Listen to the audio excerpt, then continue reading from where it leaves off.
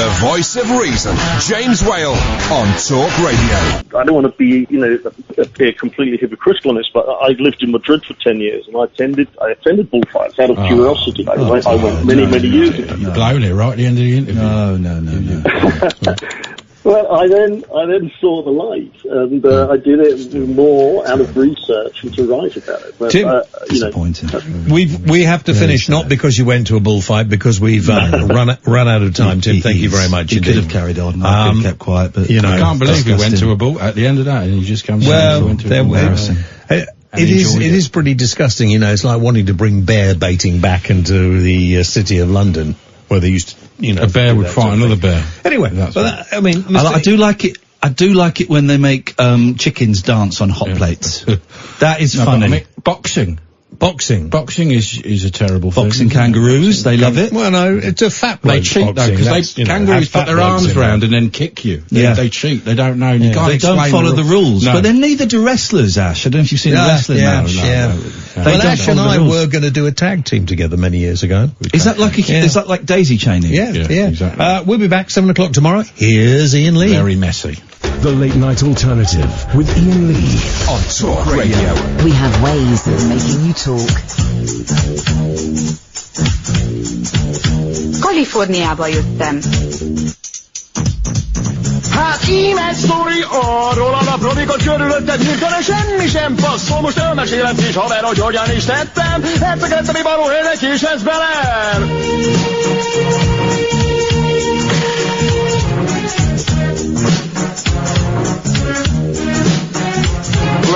West Philadelphiában nőttem fel, az utcán tekerektem, mert az tuti hely. Csavarogtunk persze, de nem voltam ám néha kosarasszunk a téren a sulinál, néha tuti haveri banda, minden hetre kapható. Verekedésben nem volt senki hozzánk fogató, behúztam én is egy srácnak és a muter berezett. Fiam, sok lesz már a Valhillosa irány beler! Én kértem és könyörögtem, muter lecsinált, de ő becsomagolta a kopperem, s az ajtó nyitva állt. Sok gyomot homlokomra sátatta a jegyet, föltettem a bokbenem, és azt mondtam, hát legyen! Csúcs jó, az italom, bedelem a csajokat hesszelni, jaj, úgy szeretem. Milyen dögös nőcik várnak Belerben, ékás, ez ám a tréfás. Begorul a taxi és a rendszám helyett azt látom, ifjú. Hát csak én lehetek, fura ez a tragasztó, de két érdekel. Lép bele a gázpedálba, irány Beler!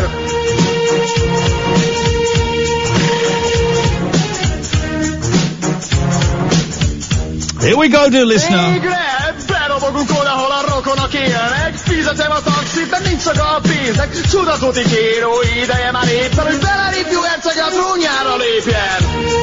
0344 499 1000 is the telephone number. Oh yes.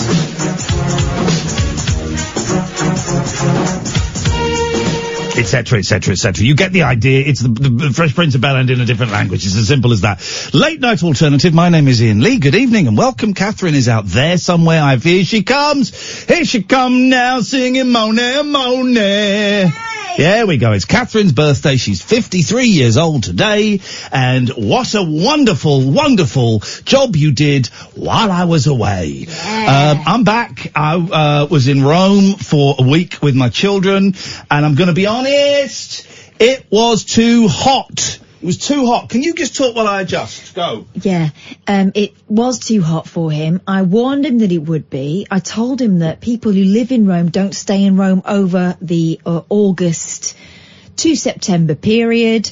But would he listen to me? Of course he wouldn't listen to me because I know stuff. And so he will never accept that sometimes I know more stuff than he does, more useful stuff than he does, stuff that's not necessarily about, I don't know, dead pop stars and all that sort of stuff, that kind of knowledge that he doesn't respect. Anyway, 0344 499 1000 remains the number, although of course now standards will slip. Everything I know about dead pop stars is important, is relevant and is useful. Yeah.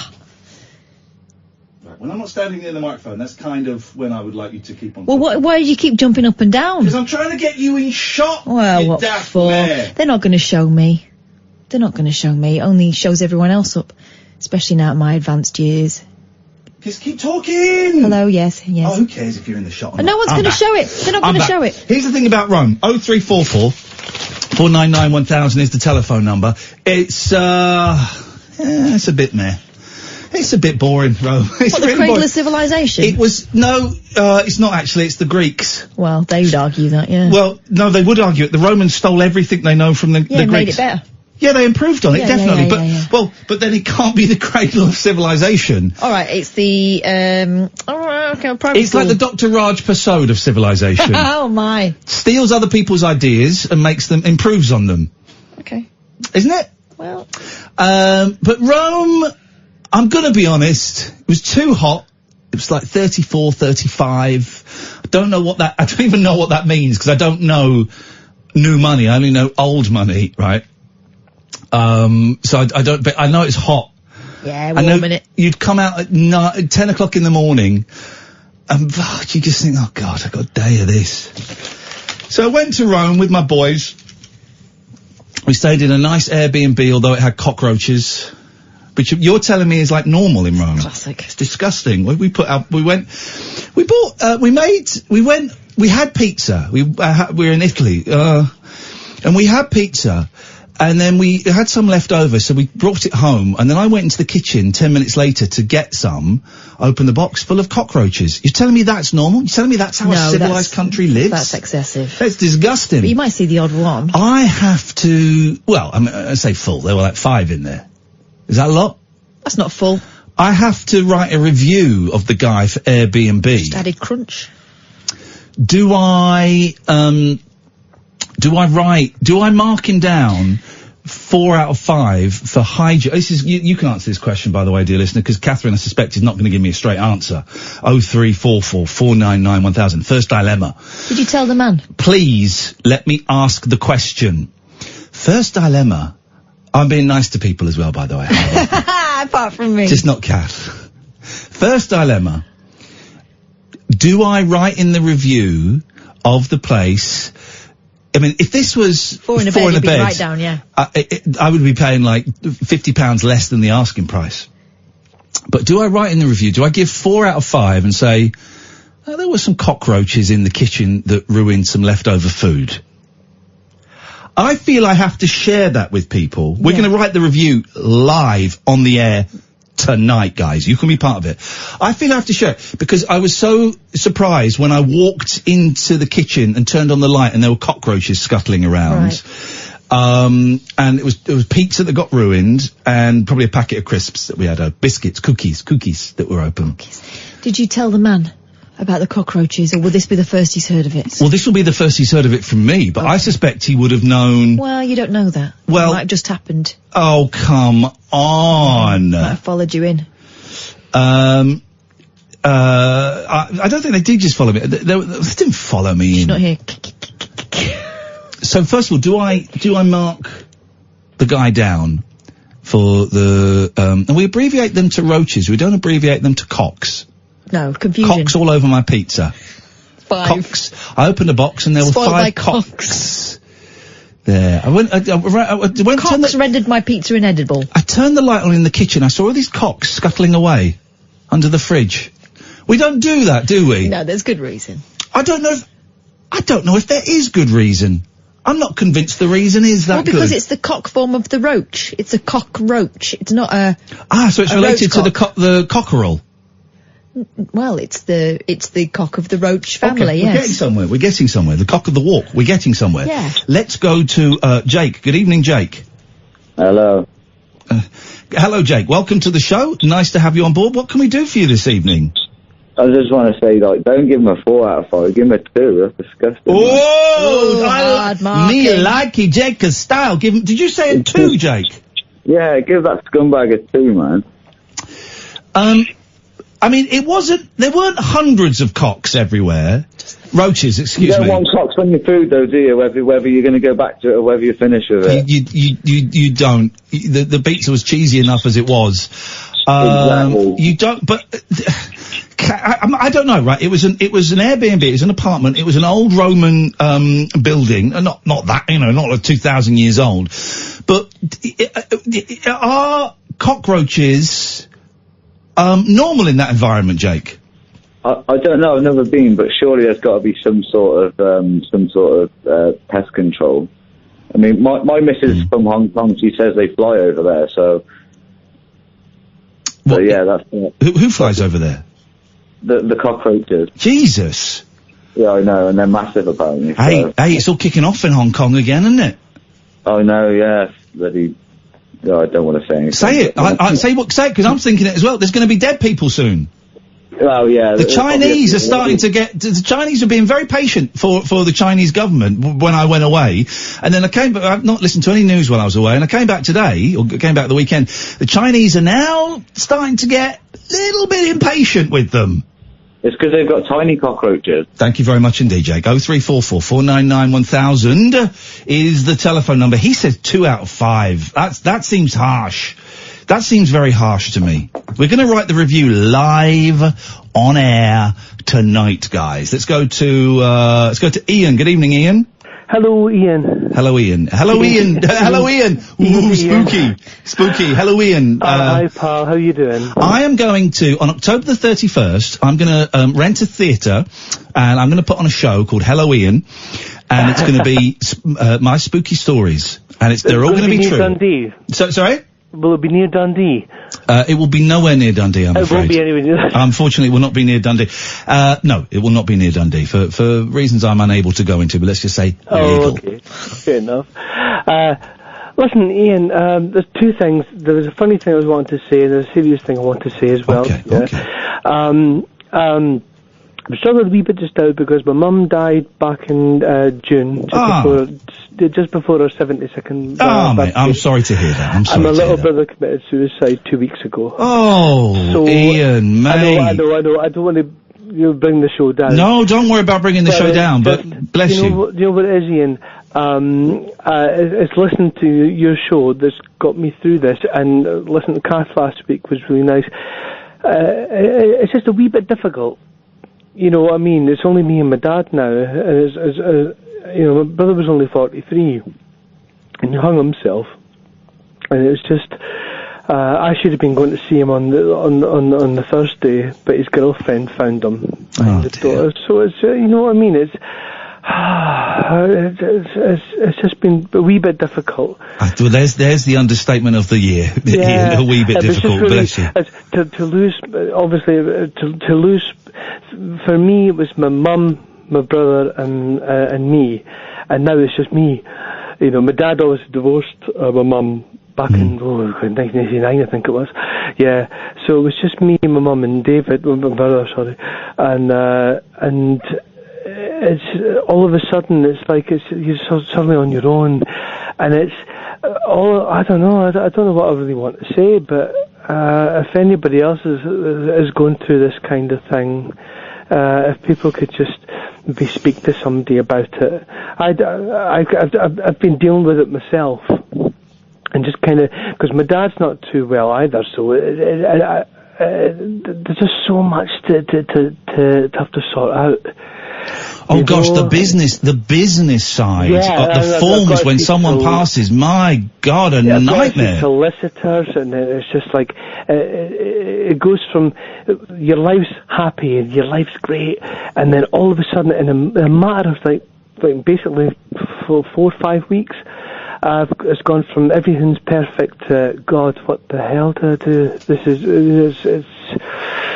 it's a strange one, Ian, you know. Can I ask you a question, Ian? Yeah, of course you can, yeah. You, and I've noticed this, when people phone up, who've been through something horrific quite recently, as you have, they quite often phone up and they will say something like, to anybody who's listening and going through this, make sure you speak to someone, which you said. And then they'll also say the thing you said straight after, I've been doing this on my own. Yeah. So can I ask, if it's not too insensitive, why are you not listening to your own advice? I know, it's crazy, isn't it? No, but it is, Ian. I've always been a person that just I keep myself to myself. You know, I don't want to impose on people. So all through my life I've done that. I've never really wanted to impose on people, and I don't know why I phoned you tonight. Where's the imposition? And by the way, I'm not having a go at you. And what you just said is just chime with something I saw on Twitter last week that I must remember to. Where's the imposition in asking for help after you've been through the death of two very close family members? Yeah. Do you know what it is? when my mum died, it was quite suddenly, and my little brother, he'd finished his work, he'd come home, and he found her, and he thought she was just sleeping in her chair, but she'd passed away, and he had he tried to resuscitate her. He got the paramedics, and he had to watch for 45 minutes, tried to revive her, and she was already gone. Now, know what it is, Ian? It was a big funeral. It was a burial. My little brother never got over it. He never got over that. And know what it was? I felt that it hurt me more to see my little brother suffering than it even was my mum dying. You know, my heart broke for my little brother. If that makes any sense. No, of course it does. My heart broke for my little brother because I saw how much pain he was going through. It wasn't so much that I got over Mum's death. I think it was, I came to terms with Mum's death maybe 2 to 3 weeks down the line, but little brother didn't. And I saw my little brother on the Tuesday, and he was found dead on the Thursday. And I kept screwing myself up about it in my head. So, God, if I just stayed on the Tuesday night, and I know, but that's that game. I know, is nonsense. It's nonsense because if you'd have stayed that night, then he might have done it the next day. Someone's determined. They're determined. That's what I keep telling myself here. You have no responsibility or blame or fault for your brother's passing. I know. But it's just. I mean, I don't know who to suggest you talk to, but and I'm glad you're talking to us, man. I'm glad you're talking to us. But that's a lot to carry, and you said your dad is poorly as well. That's a lot to carry. Well, the thing is, my dad's wife's in hospital. She's got cancer just now, and she's kind of up and down. And my dad's got to go to the hospital every day to see her, and it's weary on him. He said to me a couple of days ago, he goes, "I'm mentally strained at the moment." And my dad's 75, and it's just, my little brother was only 43, I'm 50. And I don't know, it's just horrible, Ian. I don't know, we're struggling a little bit. It's nice I love your understatements, Ian. I really do. It's just nice even to be able to talk to you about it. Just to be able to speak to somebody. I don't want to bring the show down. Forget the show. Who cares about the show? I've had some real revelations about life and the show over the past week, so don't you worry about that. I know, pal. I got some nonsense to change the gears after this, so don't you worry. I'm worried about you, man. No, I'm okay. Honestly, I'm okay, Ian. It's just, I just had to get it off my chest. Good. It's just, I just need to even just to say it out loud. Yeah. There's something about just saying it out loud, and that's that little bit. Because when my mum died, I remember I constantly was waking up in the morning, my heart was just absolutely going. It was like palpitating. But the thing is, Mum was 71, but my brother was only 40. He's a baby. Yeah. You know, and he was my little brother. He was my best friend. And I'm still waking up in the mornings. My heart's racing. It's just a bit difficult. Ian, at the end of this call, when you put the phone down, this may not be appropriate for you, but I'm going to give out the phone number for the Samaritans, who are great to talk to. They may be appropriate for you, may not be, but there might be someone listening who they would be appropriate for. So get a pen and paper, guys. It's a really simple number.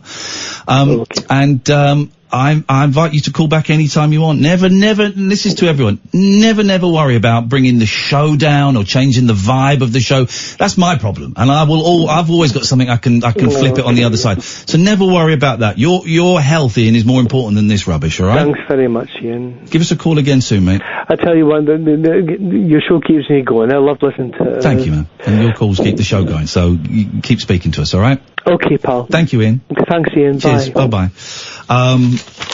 116-123 is the Samaritan's number. It might be appropriate for Ian, it might not be, but there could be someone listening to this going, oh man, maybe talking is the key, but I haven't got the cojones to phone up the radio, or no desire to phone up the radio, and I don't want to burden my friends. 116-123. 123 if you want to call the Samaritans. If you do want to call us, 0344 499 1000. This is Talk Radio. Moonlit musings from mums, madams, and meat packers. Oh, never mind, I must have misheard. The Late Night Alternative with Iain Lee. The station's brilliant. On Talk Radio. Okay, so John says, Roaches in Rome, unless they sang to you in Italian and were as good as Pavarotti, the score is 1 out of 5. This is the review we're going to write for Airbnb. No messing. Old Roman buildings do not all have old Roman roaches who like pizza. 1 out of 5. That seems harsh. I mean, no. 1 out of 5 is Indiana Jones, like walking in the kitchen and crunching. Okay. I think pizza-loving roaches, it's just a bit of a cheeky fun. It's cheeky fun. Here's the thing. I had such a good time with my boys. We went to Rome for a week, and we did gladiator training. I cannot recommend the gladiator training enough. Oh, man, it was fun. It was fun. And I was the only pair. Oh, there was me, and there was this big muscular Swedish guy, and his kid got sick or something, so didn't do it. So my boys, and then there was an American family, a mum and a dad and 3 kids, right? But the American family didn't do the training. I was totally up for the training, right? So we were wearing these robes and we're learning sword fighting moves and stuff. And then we go into the arena, and I don't quite know how, but it ended up with these 3 American kids v me. And they're beating the crap out of me. But we had so much fun doing that. Then we went to... Did you throw the net on them and, like, stab them and stuff? They didn't throw the net. They didn't get the net out. But then we went that same time... Oh, that was on the Wednesday, I think. The Friday night, we went back to this place, a bit out of town, to go and see a gladiator show, right? And it was brilliant. It was really, really brilliant. And I'm sat next to an English guy, and we got to decide if the gladiators were killed or saved, right? And so I'm going, kill him! Kill him! And this English guy's going, come on, there's been too much killing. I said, no, never, never. And we got chatting to this. Did you not utter the immortal, are you not entertained? I tell you what I did do, right? At the beginning of this, you go into the museum, right? And you get a little talk. And I got to wear a replica of Spartacus's helmet. And so I put it on, and of course I said... I'm Spartacus. Yeah! No one else joined in! Idiots! No, there were all these people. All it would have taken is one to go, I'm Spartacus! No one joined in. No one joined in. They just let you be Spartacus. I couldn't believe it, man. I've not even seen the film and I know that bit. No one joined in. Anyway, so we're watching this show. And afterwards, we went for a taxi, and I got talking to this English guy. And he said, you really scared me with that thing on Twitter the other week. I went, oh, you said the thing where you apologised and all of that. I said, oh, do you listen to the show then? He said, no, I don't. Not very often, but quite often I'm a guest on Julia's show. What are the chances? And then he said, and I didn't make the connection until I got in the cab. I said, oh, what do you do? He said, I'm a journalist. And the last thing he said was, I wrote a book recently about Michael Gove. And I went, oh, that's great. And then the cab came and we got in the cab. And then I sat in the cab and thought, oh, the cocaine Michael Gove book. That guy's a legend. I think his name, was it Owen Patterson? Was that his name? That rings a bell. That rings a bell.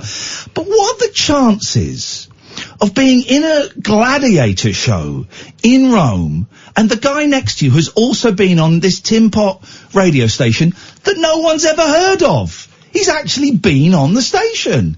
What was his... Owen Bennett. Owen Bennett, that was it. Owen Bennett. Well, Owen, if you're listening, and I know you're not, it was a pleasure to meet you, and I'm really sorry. It was late, it was hot, I had the boys. I got called up at one point, and the gladiators were threatening to cut my ears off, and my boys agreed that they should. It was a stressful evening. So, Owen, I'm sorry I didn't chat more, but it was really nice. But what are the chances? That no one's even heard of this radio station. I'm sat next to someone who's been on it. So we did that. We did a cookery class, which was great. I know how to make gelato. It's easy. I'm going to be making some this weekend. It's easy, and the boys loved it, and we made pizza, and it was incredible. And we were with this family from Chicago, Illinois, and we're hanging out with them. But Rome... nah. So what? It's done. You didn't like the Trevi Fountain? Didn't see it. What about the Spanish Steps? Didn't go there. Colosseum?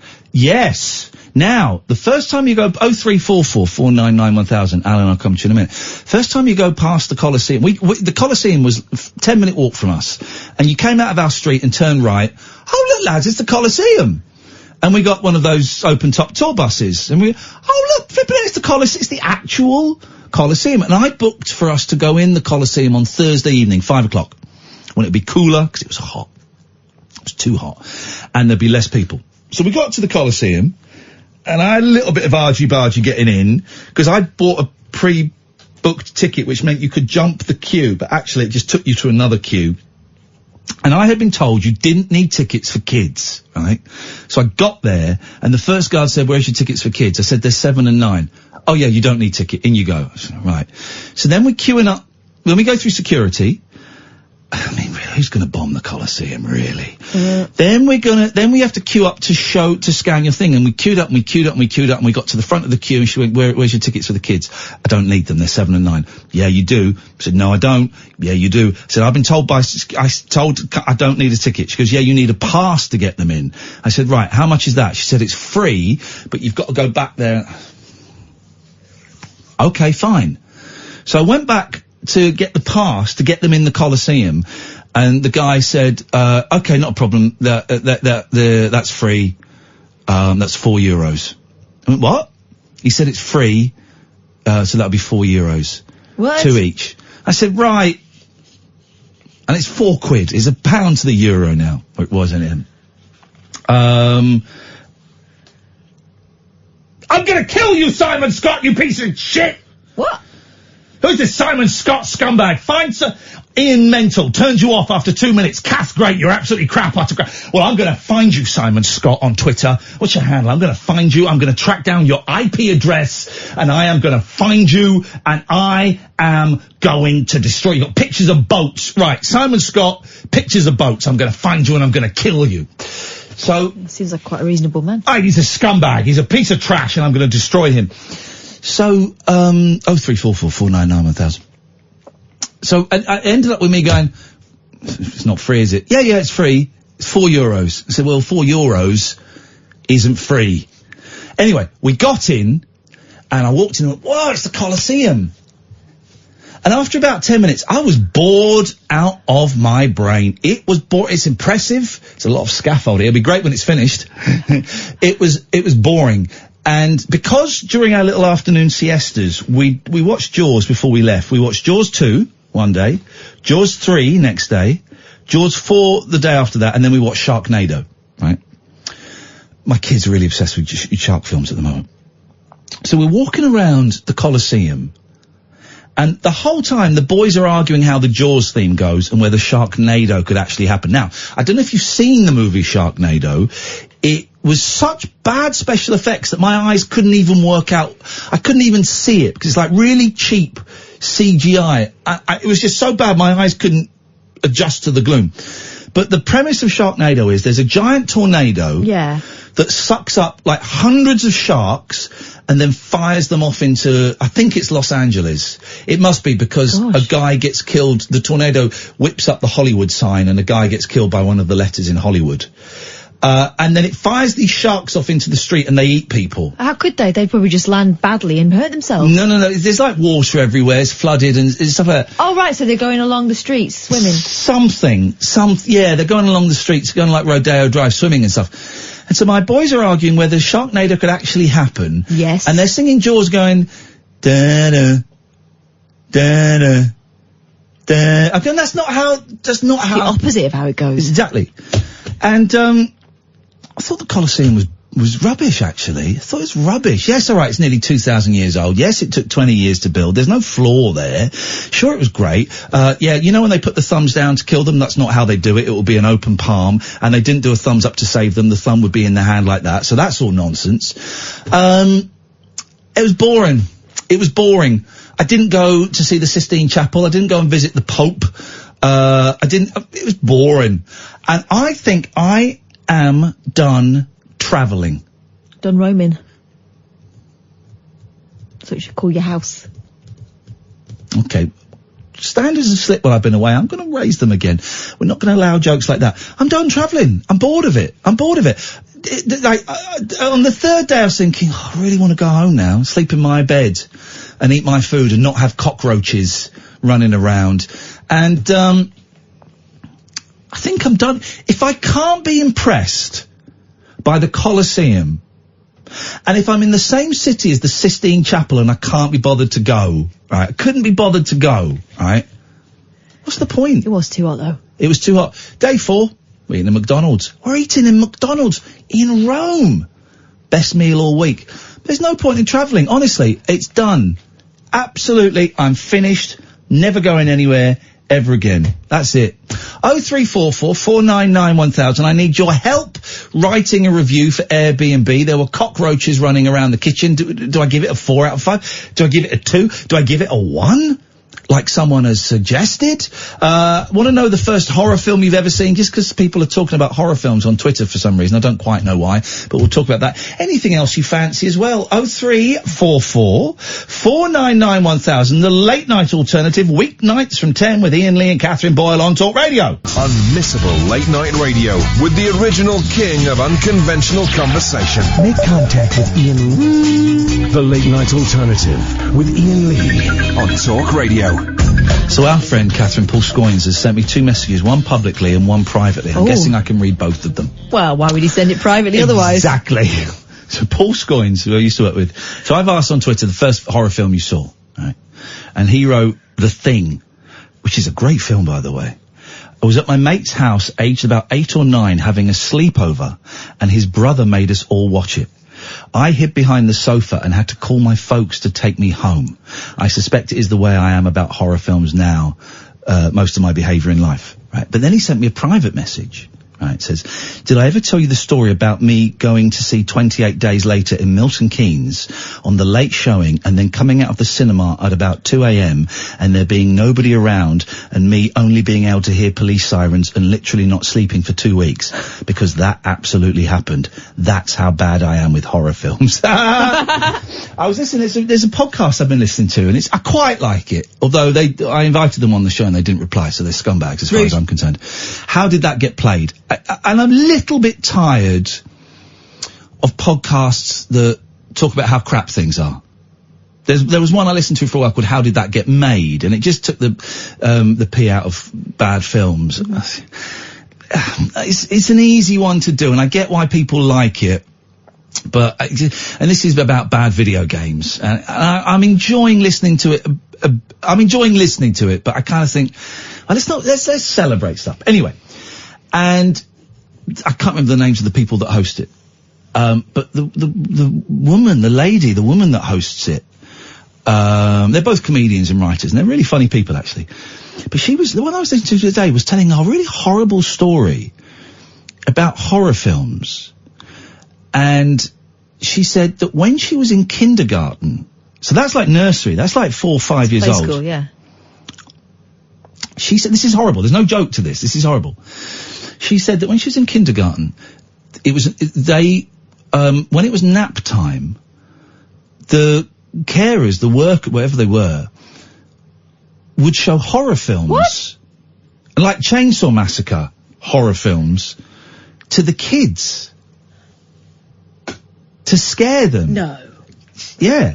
And what's interesting, because they were, maybe this is where I got it. It seems to be in the zeitgeist at the moment. What was the first horror film you saw? And she said, it was such and such a film. And then she came back a few minutes later and said, actually, that's not true. And I'm going to say something. And if it's not appropriate, we'll cut it out. And then she told that story with a bit of shame to it. And that's one of the most remarkable things I've ever heard in my life. Like proper, you know, what do they call it? Torture porn horror films to 4 and 5 year olds. And she said it got closed down a few years later and you know, that's insane. That's messed up on a level I can't even begin to comprehend. Yeah. That's being run by actual sadists. That's abuse. That's child abuse. Yeah, it is. Weird, isn't it? Anyway, it's quite a nice podcast. How Did That Get Played? I certainly recommend it. Tweet them, actually.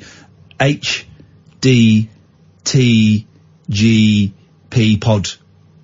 cast or something and ask them to come on my show, because I'd like to get them on. Good evening, Alan. I'm Spartacus. I'm Spartacus. I'm Spartacus. What a wasted opportunity that was Absolute for idiot. Everybody. That is one of the classic call and responses, along with "We are all individuals." Don't know that one. You need one that says, "I'm not." Did you have a good holiday, Ian? It was hot. It was too hot. I had a good time with the boys, but too many cockroaches. Too many cockroaches. I'm never going to go abroad ever again as long as I live. I'm done with it. The Colosseum was meh. People calling me out on Twitter for it. It was meh. It was. You know. Hey, scumbags! Don't call me out because I didn't like something that we are told we had to like. I was impressed. It was a big building, but it was meh. And here's another phone in.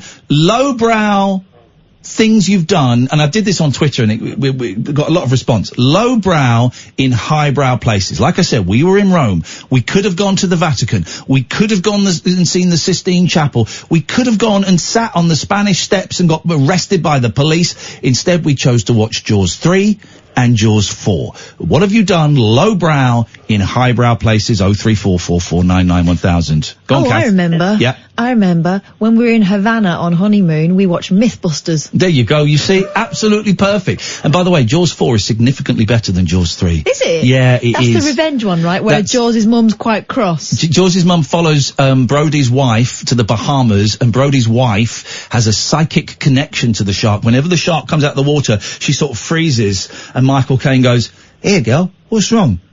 Oh, no, nothing's wrong, and it's quite funny. Even with that, it's still better than the one before. Oh, Jaws 3 is awful because it's done in, Jaws 3, by the way, isn't canon. Jaws 4, people have died in Jaws 3 that are back in Jaws 4. Jaws 4 isn't canon, okay? But Jaws 3 is 3D, but except it's not 3D now, so there's lots of stuff coming towards the screen, and it's set at like an underwater theme park, and the shark gets into the underwater theme park. It's terrible. It's terrible. Then at the end, there's a weird shot with Dennis Quaid and the lady, like in a boat or something, and then these two I'm going to find it and show it to you during the news, Kath. These two dolphins, who are sort of like the heroes of the film, jump out to frame the screen, except they're not jumping out. It's like someone's got two pictures of dolphins on a bit of string and is sort of pulling them up. It's the weird. If anyone can find that, there must be a GIF of that and tweet me or Kath. I would love it, because that's the weirdest thing I've ever seen.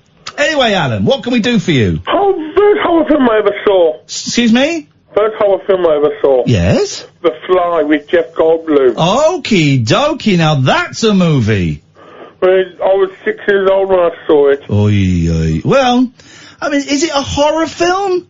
It was dubbed as a horror, but it was more like a sci-fi whip-off. Well, why was it a sci-fi rip-off? Because it made the original back in the 1950s. Well, I don't think you could call it a rip-off. A reboot, perhaps. A reboot. But it didn't fit to the original plot line of the 50s film. Well, a reimagining. I mean, I don't really remember.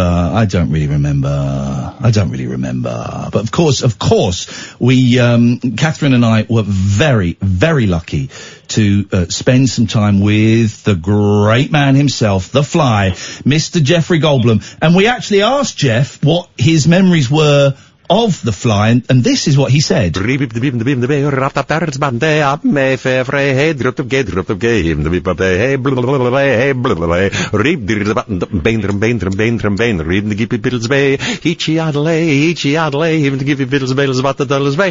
obviously enjoyed it. Loved it. Yeah, and he went on to do Jurassic Park. Yeah, I know who Jeff Goldblum is! What did he say about Jurassic Park, Ian?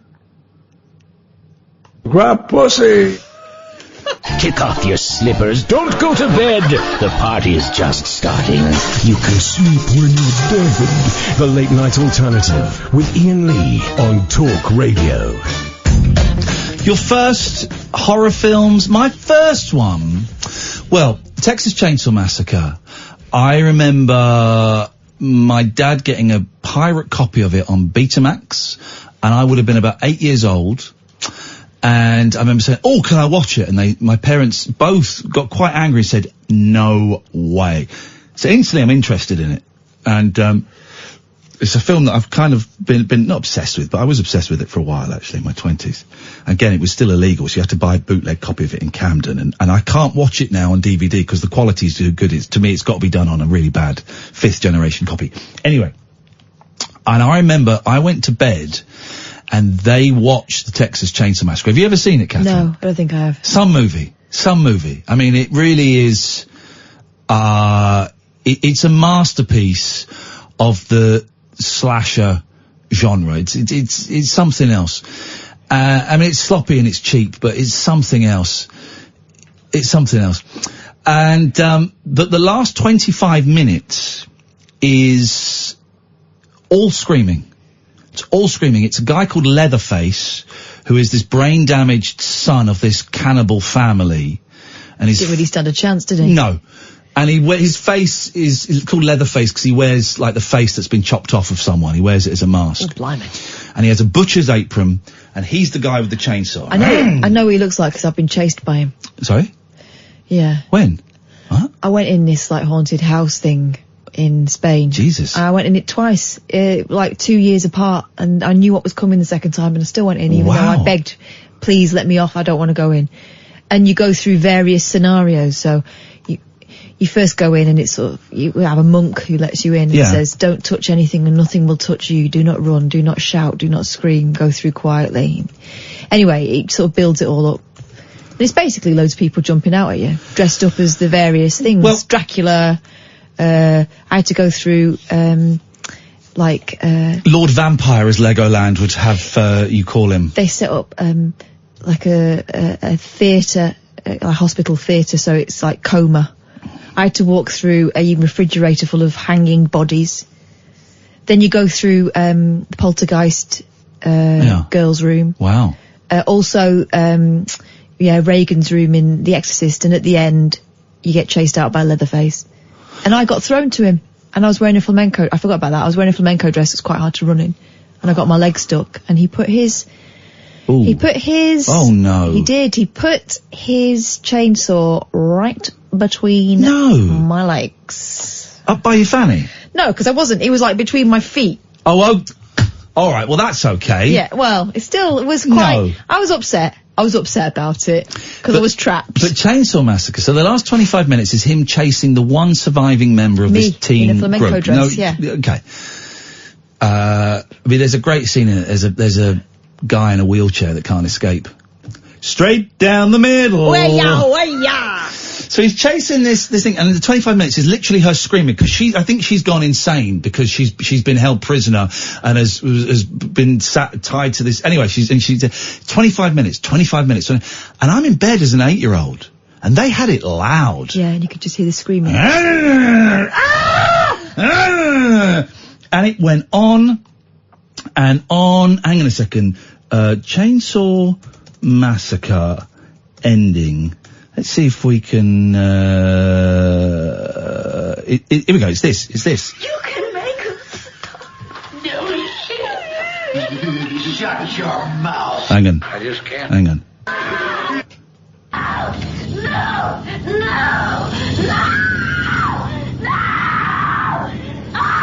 25 minutes of this. Oh no.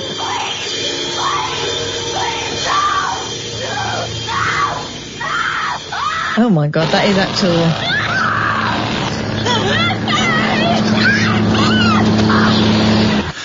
And I heard that as an 8-year-old.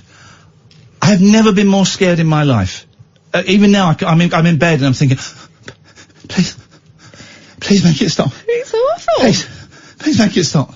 Some movie though. I might have to watch it. I might have to watch it again. It's been a while. Let us go to our good friend Jackie. Good evening, Jackie. Good evening, Ian. Nice to have you back. It's nice to be back. Although I've got to say, Catherine did an excellent job, didn't she? She did, and I did phone up a few times tonight, Catherine, and we had a good laugh. I was listening. I was listening in Rome. So some of it, me and the boys, because it was 11 o'clock there. So the boys stayed up late, and we listened to bits of it. And then I'd go downstairs to my sofa bed, and I'd fall asleep listening to Kath. It was lovely. I've thoroughly enjoyed it. Oh, it's nice to know that you were with us like that. There we go. I was, I thoroughly enjoyed it. So, she's good. But here's the thing, Jackie, she's off on Wednesday for a week and a half. What are we going to do, Kath? Wait a minute, you're not, no, me. It's me. I'm doing the show. What are we going to do? We're going to have fun. We're going to be giving away $1 million. Oh, great, I'll phone up that night then. There we go. Brilliant. What can we do for you, Jackie? First horror film. If I remember rightly, I was in college, I think, and a gang of us went to see The Exorcist. Ooh, so we were under 18 anyway. We were under 18 anyway, because we'd only just started college, I think, about 79, 80-ish, 79. Okay. Yeah, something like, maybe around about then, I can't quite remember, Yeah, well, I'm trying to think back, I was in college, and we absolutely flew to the bus stop after the film, flew upstairs on the bus, got home. Sorry to interrupt, Jackie. Are there some little cats there that need feeding? No, it's one of my white cat is sitting on top of a windowsill with the net curtain underneath a balancing, screaming to get out. She went missing for 4 days last week. Oh, she's going nowhere then. Oh, she's grounded. She's grounded. Well, last night was even worse because I've got a tortoiseshell one. Yeah. She went missing for about an hour or so, and I just happened, the girl who lives above me in the flat has just moved out, and I just thought, she's in the flat. And I turned round and I looked upstairs, I looked up at the living room above mine, and there was my cat sitting in her window. Oh no, what a locked in. Tart. Outrageous. Well, I managed to find the girl who moved, I only knew her by her first name, but I managed to find her on Facebook, on her profile, sent her a message, said, please come and let my cat out. Wow. So she was only about 10 minutes up the road where she's moved to, so she very kindly came back and I went and rescued me cat. Oh my God. I've got 5, unfortunately, so you'll probably hear the others in a minute.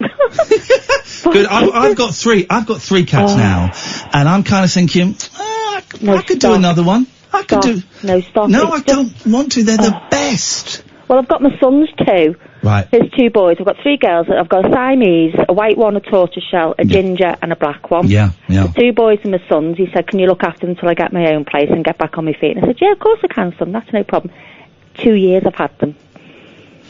And they're like part of the furniture now. That's it. They're the best. They are cats. Anyway, go on. Sorry, Texas Chainsaw Massacre. Yeah. Anyway, going back on to... No, it wasn't on that. It was on Exorcist. Exorcist, sorry, yes. Yeah. So, and I mean, we all left the cinema, and then we all sort of sat on the bus looking at each other going home. Then we got off the bus at different stops. I got in the house and ran up the stairs and got straight into bed, and I was just thinking, I never want to see that girl twist their head. Well, here's the thing, right? You watch Exorcist now. I don't think it stands the test of time very well, right? No. But at the time, no one had seen anything like it. And also, much was made of the idea that it was based on a true story. So, and that hadn't been flogged to, pardon the expression, flogged to death the way it is now, where you kind of know it's probably bullshit. My dad was terrified by that. He took my mum on a date to it, and the story goes that they got back to my mum's house, and they were sitting in the parlour about to have a smooch. She turned the radio on, and that song, There's a Ghost in My House, came on. My dad nearly pooed his pants. The thing is, we all still follow what she did for years, you know, what she looks like now, and when she talks like, and we all sort of go on the inside, oh my God, is that what she looks like now? And she's still with us, is she, I think? I don't know. I can't remember. I'll have to Google. Yeah, so, but that was the first horror film I thought, and that sort of set the bar for I don't really like them now, anything, but, you know, when some things come on, I'm sort of into Harry Potter. See, I love it, right? I love a good horror film, but I don't remember the last time I got scared by a film. Maybe the last film that scared me was Wreck. I don't get scared anymore, because I know what's going on. I might get a jump. There might be a jump scare or something, I believe they call them now. But I don't get scared anymore. I'd love to. I'd love it. Yeah, that Annabelle, the doll. Oh, don't talk about that doll. That's coming out now, isn't it? Again, we just watched the original one, and where it's locked up in the cupboard, but they've just brought another version, a new version of She's Returned. I don't like talking about haunted dolls on this show. Yeah. We don't talk about haunted dolls on this show because of the history, Jackie. So with your permission, we're going to move on. Thank you very much for being so understanding. It is appreciated. 03444991,000. Lowbrow stuff in highbrow places. Well, I once streamed your Twitch stream whilst in the Uffizi Gallery in Florence. Yeah. Mm-hmm. My girlfriend loved the place, but I was bored and put up with it to get laid. Wow. Romantic. Okay. That's the first hour down. 0344 499 1000. Horror films, your first horror film. I don't think there's anything scary anymore. I mean, you can watch, tell me a good film that I was thinking about that kind of slipped under the radar that I think you'd like. Vacancy. Have you seen that? No. It's got Luke Wilson in it, right? Who's Owen Wilson's brother. He's my favourite Wilson, but for some reason it just never quite happened for him, and he ended up doing a lot of crap. But I think he's great. I mean, he plays Luke Wilson in every film. But Vacancy is a really good film about this couple that go and stay in a motel. Spooky things happen, man. But that's a really good film. But I don't think I'm ever going to be scared by... Well, like properly haunting your dreams afterwards and all that. Yeah, being scared to go up the stairs. I don't think it's ever... Watership Down did that to me. Oh, I can never watch that because of the terrible animation. Well, it was that awful 70s Lord of the Rings, awful... I mean, yeah, okay, you're supposed to watch it and you cry. I guess that's not a horror film. Oh, no, there's a really scary bit. Like the Rabbit of Death bit really frightened me. It was a big thing. I was a little bit young for that, but my sister got done by that. There was also a Disney film about Darby O'Gill. Have you seen that one? No. There's a banshee in that. That's supposed to be a kids' film. That scared me. Oh, well, Dumbo. Don't put Dumbo on and then have a doze thinking your kid's going to be entertained by it. 0344 499 1000. Lowbrow things in highbrow places. Oh, and I've got a little bit of evidence that backs up my argument that we may have come from Mars several million years ago. Certainly destroys Catherine's paper-thin weak argument. 0344 499 1000. This is Talk Radio. The Late Night Alternative with Iain Lee on Talk Radio. We have ways of making you talk.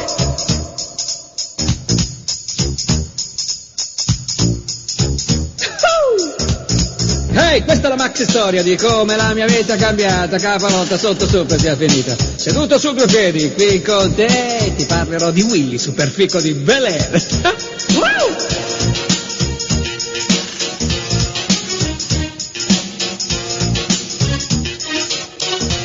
Giocando a basket con gli amici sono cresciuto, me la sono spassata. Wow, che fissa ogni minuto, le mie toste giornate filavano così. Tra un mega tiro a canestro, un pin di Spike Lee. Poi la mia palla lanciata un po' più in su, andò proprio sulla testa di quei vichinghi laggiù. Il più duro si imballò, fece una trottola di me e la mamma preoccupata disse: vattene a Bel Air. L'ho pregata, scongiurata, ma dallo zio vuole che vada. Lei mi ha fatto le valigie, ha detto: va per la tua strada. Dopo avermi dato un bacio e un biglietto per partire con lo stereo nelle orecchie, ho detto: qua è meglio sgommare.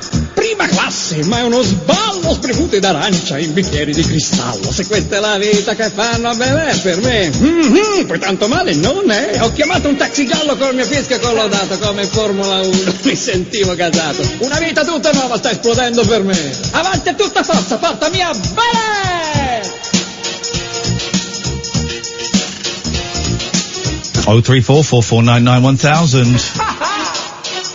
Che sventola di casa mi sento già strarito, la vita di prima mi puzza di vecchio. Guardate adesso gente in pista, chi c'è? Il principe Willy, lo svitato di Bel Air.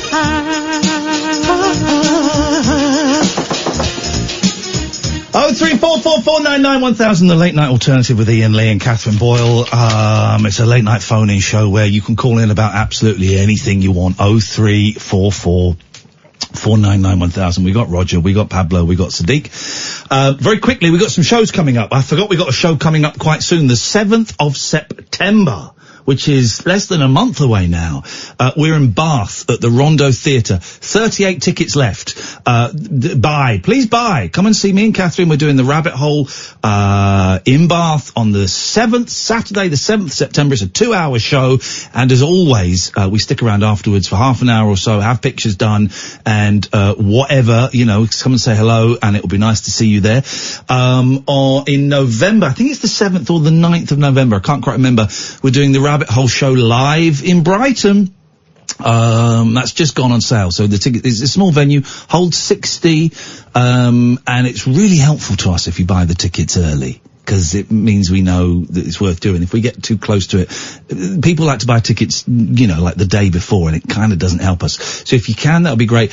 And also September the 14th, Saturday, September the 14th, the Rabbit Hole Picture Show is coming back. It's a film club that me and Catherine do in London. Really nice venue. We show a movie. There's free sweeties. Kath and I do a song at the start of the show. We try and get a guest if we can, and even if we can't, we kind of we'll have a little chat afterwards, and we talk about the film and whether we enjoyed it, and you're allowed to shout out and say funny things during the movie. And as always, there will be a prize for the best dressed viewer. This September the 14th, we are showing My Cousin Vinny, which is funnier than you remember. I watched it about 2 years ago, and I was in hysterics. I want Criterion to do a double disc edition of My Cousin Vinny, because man, it's some movie. And again, that only holds about 60 people, and we've sold quite a few tickets already. So 7th September, Rabbit Hole in Bath. 14th September, the Picture Show in London, and the 7th or the 9th? No, it's the 9th. It's the 9th, thank you, of November. The Rabbit Hole is in Brighton, and we've got a few more dates coming up. If you go to iainlee.com/event, IAINLEE.com/event, all of the tickets will be there. Interesting. Have you heard the new leader of UKIP? Yeah, Richard Brain. Richard Brain. Parents, have a little think. Richard Brain. Before you name your child. Well, I think if you're going to go with Richard, just check. Richard Brain saying at the conference, I think today or certainly over the weekend, that he confuses Sadiq Khan with an Islamic terrorist. I can't remember which one. Wow. When did... Here's the thing about UKIP. When did they go from being a far-right organisation to being a far-right organisation? I don't quite know when that transition happened. And that's probably the last time they're ever going to get mentioned on the radio ever again, unfortunately, for those absolute thicko scumbags. 0344 499 1000 is the telephone number. Oh, flippin' heck! We're living through our own... It's a slightly skewy comparison, but we're living through our own JFK at the moment, aren't we? And I'm not comparing Jeffrey Epstein to JFK. Well, I am. I mean, they're both scumbags. They're both sleazeballs. But is anyone actually buying Jeffrey Epstein, the multi-billionaire paedophile? No one believes he actually killed himself. Do they? No one believes that. A guy who'd previously tried to commit suicide in prison, and was put on suicide watch, and is in his little black book, he names Donald Trump, Bill Clinton, one of the Bushes, Prince Andrew, Matt Groening. No one really thinks. I think like the head of an Israeli political party as well, I'm not quite sure. No one really thinks he committed suicide. Come on, guys, we're not that dumb. We're not that dumb. And it is like, it's a whole JFK thing but we're seeing it unfold in real time. It seems totally legit to me that the most high-profile prisoner would be taken off suicide watch just days before his hearing was about to begin. Yeah. When he was about to name names. Yeah. It's just, it went across the parties. High profile Democrats, high profile Republicans, the president. Totally legit. Yeah, take him off suicide watch and leave him to his own devices. He'll be fine. So, and here's the thing, guys. We're never going to find out the truth, because the cover-up is happening as we speak. The FBI, 2 days after he died, 2 days after he died, the FBI raided his pedo island. 2 days. So, that's plenty of time to clear all evidence in 2 days. But also, the FBI are paid by the same people that would have killed him, probably, I'd imagine. I wouldn't put it past Trump. I wouldn't put it past the American. I wouldn't put it past the Russians to do it to frame Trump. I just don't know what's going on anymore. Here's the thing: wouldn't put it past royalty. If it happened in China, yeah. If it happened in Russia, yeah. We'd all be going, "Oh yeah, tell us another one." Yeah, but because it's happened in America, but they can't I mean, no, 03, I know we don't kind of do this stuff, and I do want to talk about Trump a little bit. There's disgusting pictures of him holding an orphaned, baby, Paul Anchondo, I think is the name of the baby. I think that's how you pronounce it. With his thumbs up, his parents were murdered. It could be argued that the murderer was partially inspired by Donald Trump. We might talk about that later on, those obscene pictures. But, if you believe genuinely that this Epstein character killed himself, 0344 499 1000, no one can believe it. No one can believe it. It's got to have been. There was so many, wags on Twitter. One of the lines was, Jeffrey Epstein was as surprised about his suicide as the rest of us were. There were no cameras in his cell. There was nothing in there that would have made it, it would have been very, very difficult to have hanged yourself in there, yet that is apparently what he did. Come on. And this is the problem with Twitter as well, right? Just going off on a tangent. So someone found me the picture of the two dolphins jumping up at the end of, Jaws 3. It's from 1983. I'm hosting a radio show, so it's kind of difficult to do tweets. So I've tweeted the ending of Jaws 3, two dolphins pop up in really bad CGI. Someone tweets me, it's definitely really bad, but given that it's 1983, it's almost certainly not CGI. Explaining guy. I've been missing you. There's always one. Well, actually, screw you. It will have been it's imagery generated by a computer of some kind. So screw you, Peter Walker. I know you're trying to be helpful, but, mate, I'm doing a radio show. I'm trying to, I'm sorry. Don't even. This is the problem with the world, right? It's full of pedants. Everybody has to have an opinion on something. Okay, thank you, Peter. 0344 499 1000 is the telephone number. If you want to give us a call, you'd be very, very welcome to. We've thrown a lot into the mix, Catherine. Your first horror film, lowbrow things in highbrow places. And does anybody believe for a second that Jeffrey Epstein, the multi-billionaire child rapist and sex trafficker, for a second, does anyone believe that he killed himself? I know that I certainly do not. Speaking of clean-ups. Yes. We also need to write your TripAdvisor thank comments. you. Yeah, just stayed in a really nice Airbnb apartment in Rome. But there were cockroaches, and I don't know how to deal with this. I don't know, do I go high, do I go low, 4 out of 5 I'm thinking we'll have a look in a minute at what the review points are. I can't quite remember the things. Before that though, I want to speak to Janet. Good evening, Janet. Hello. Hey Janet, how you doing? Okay, thank you, how are you? I'm very, very well. What have you got for us, Janet? Well, I was just listening to your very interesting talk about Pedo Island, and it kind of inspired me to ring you. I've actually really wanted to ring for a very long time, but haven't really picked up the courage before, so I thought I'd do it today. The Pedo Island has given you the courage to call in, Janet. I don't know how I feel about that, but I'm glad to be speaking to you at last. Excellent. Well, I'm very pleased to speak to you too, Ian. I did watch you in the jungle, actually. Thank you very much indeed. I should have won it, but there you go. These things happen. Anyway, go on. What about Pedo Island? Well, I just wondered, I had a question for you. What is your favourite word that rhymes with rhythm? Come again? Your favourite word that rhymes with rhythm. Well, obviously it's schism, but why would that... What's that got to do with... Have I missed something, Catherine? No. Okay. Why are you laughing? Because how does Pedo Island tie in with words that rhyme with rhythm? He said hesitantly.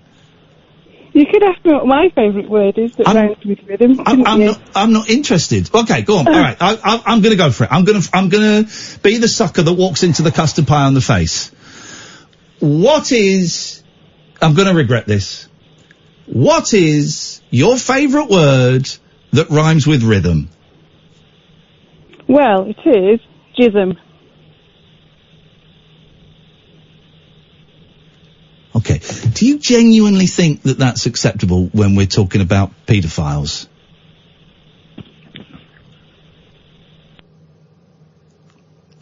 I guess not. What a terrible first call. What a terrible first call. Or a really ill-judged prank?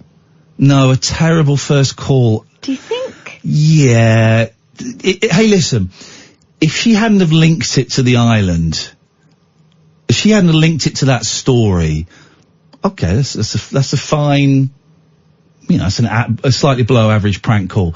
But the fact that she linked it to child rape means it was a really bad first phone call and also a really bad last phone call to a radio show. To link the two, do it separately, okay, there's something there. But to do it and link it to stories about child rape, nah. That was not good. Sorry if anyone was offended by that. I was just offended by how poor it was, really. Oh well. Yeah. That's a shame. Her name's not Janet. No, of course it's not. She's not on holiday in Wales, as it said on the screen. Anyway, 0344 499 1000. This is Talk Radio. It's electric. It's eclectic. It's always rule-free. It's the late night alternative with that man, Iain Lee, on Talk Radio. 0344 499 1000 is the telephone number if you want to give us a call. Let's go to Mark. Good evening, Mark. Hey, Ian, how are you? I'm all right, Mark. What you got for us? Jeffrey Epstein, I'm completely with you. There's no way he committed suicide. No way. It's just a massive cover-up. And it's happening more and more.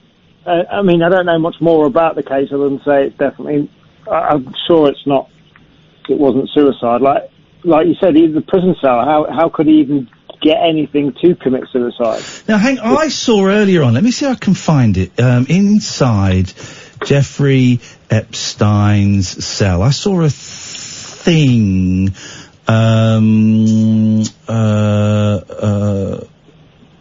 Jeffrey Epstein had no cameras in the cell. Of course not.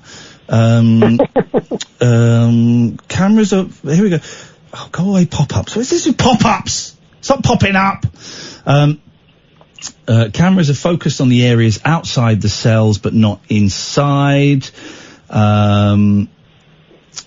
I thought there was a map of the cell that showed you stuff. But then here's the thing now, Mark.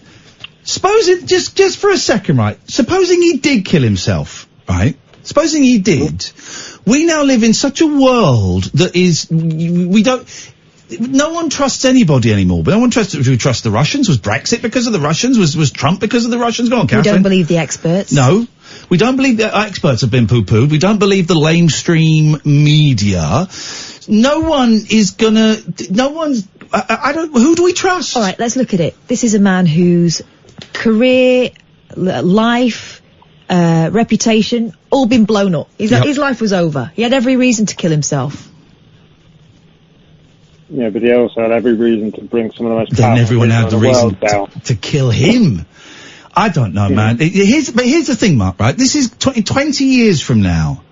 People are going to be doing phone-ins about, do you remember Jeffrey Epstein? What's your theory now on the 20th anniversary of his death? What's your theory? Because nobody is ever going to know. No one's going to know. Because it's going to be covered up to the sky.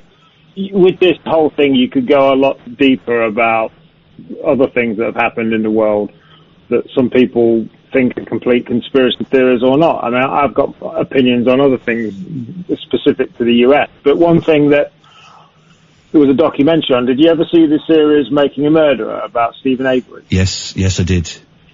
I mean, he's just had his retrial refused again, just literally a couple of days ago. Here's the thing about Stephen Avery, and this is where we might fall out, Mark.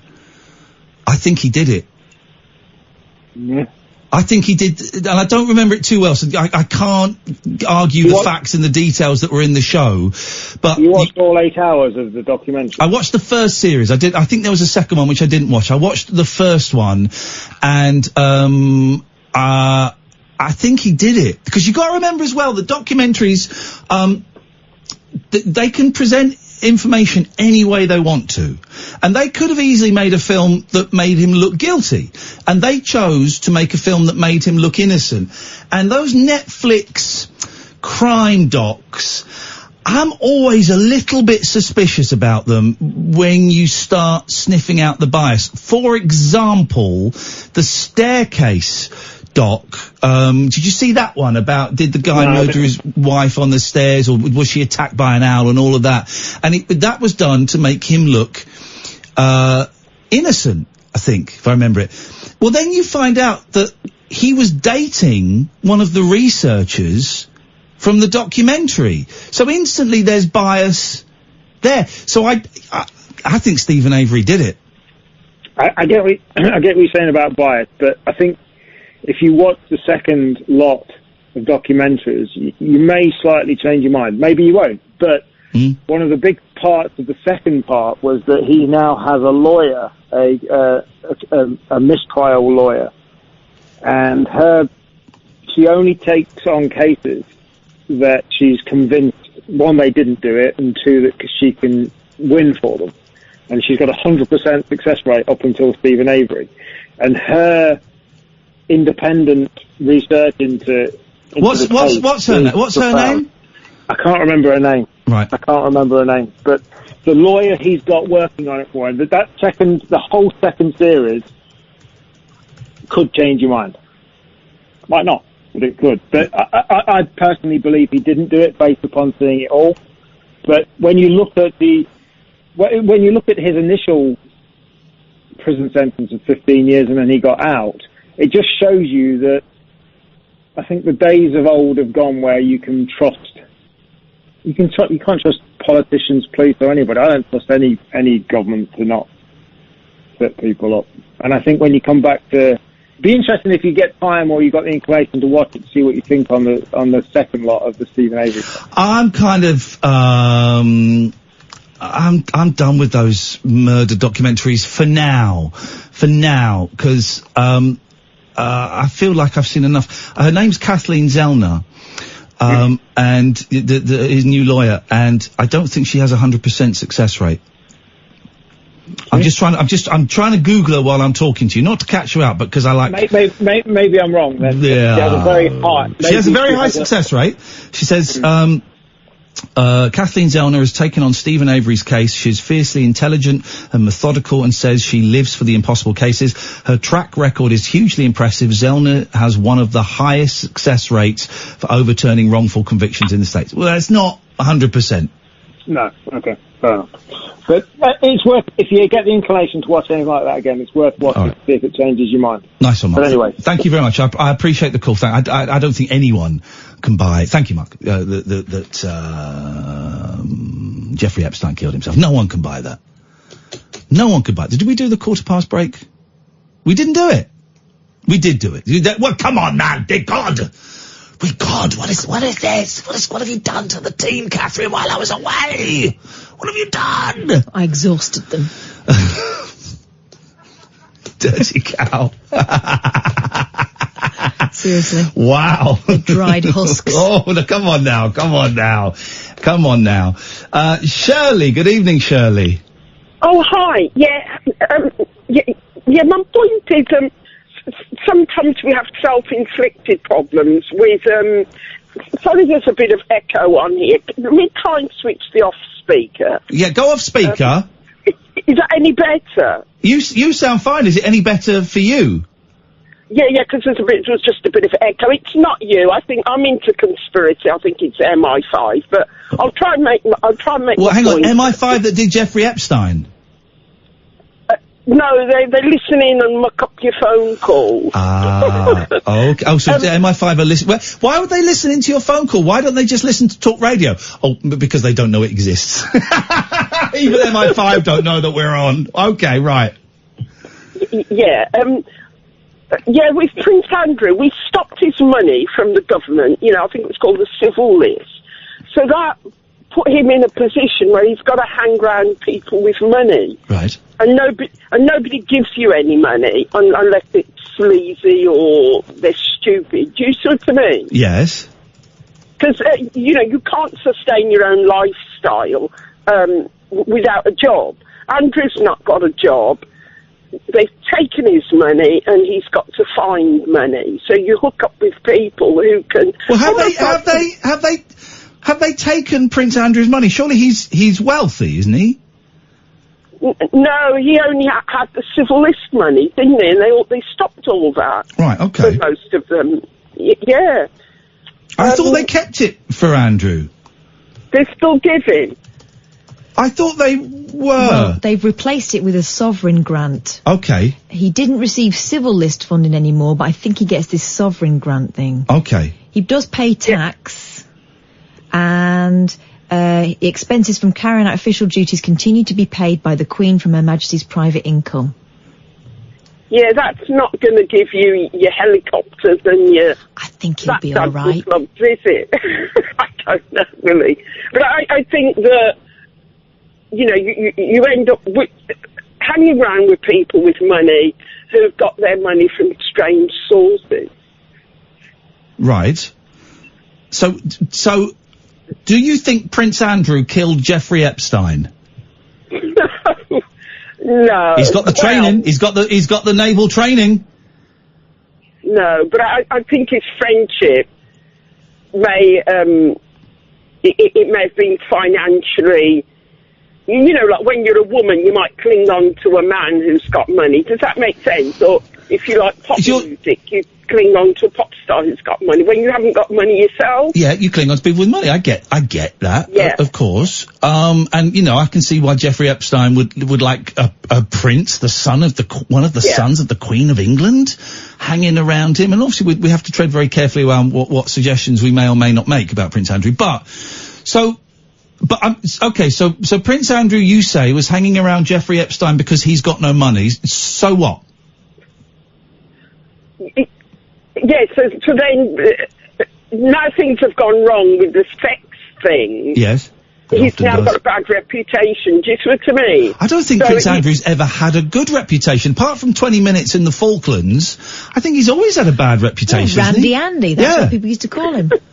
Yeah, but like one of his girlfriends that he had his hands around, and they said, "Oh, she was 17." Is it illegal to have sex with a 17-year-old? She was 16.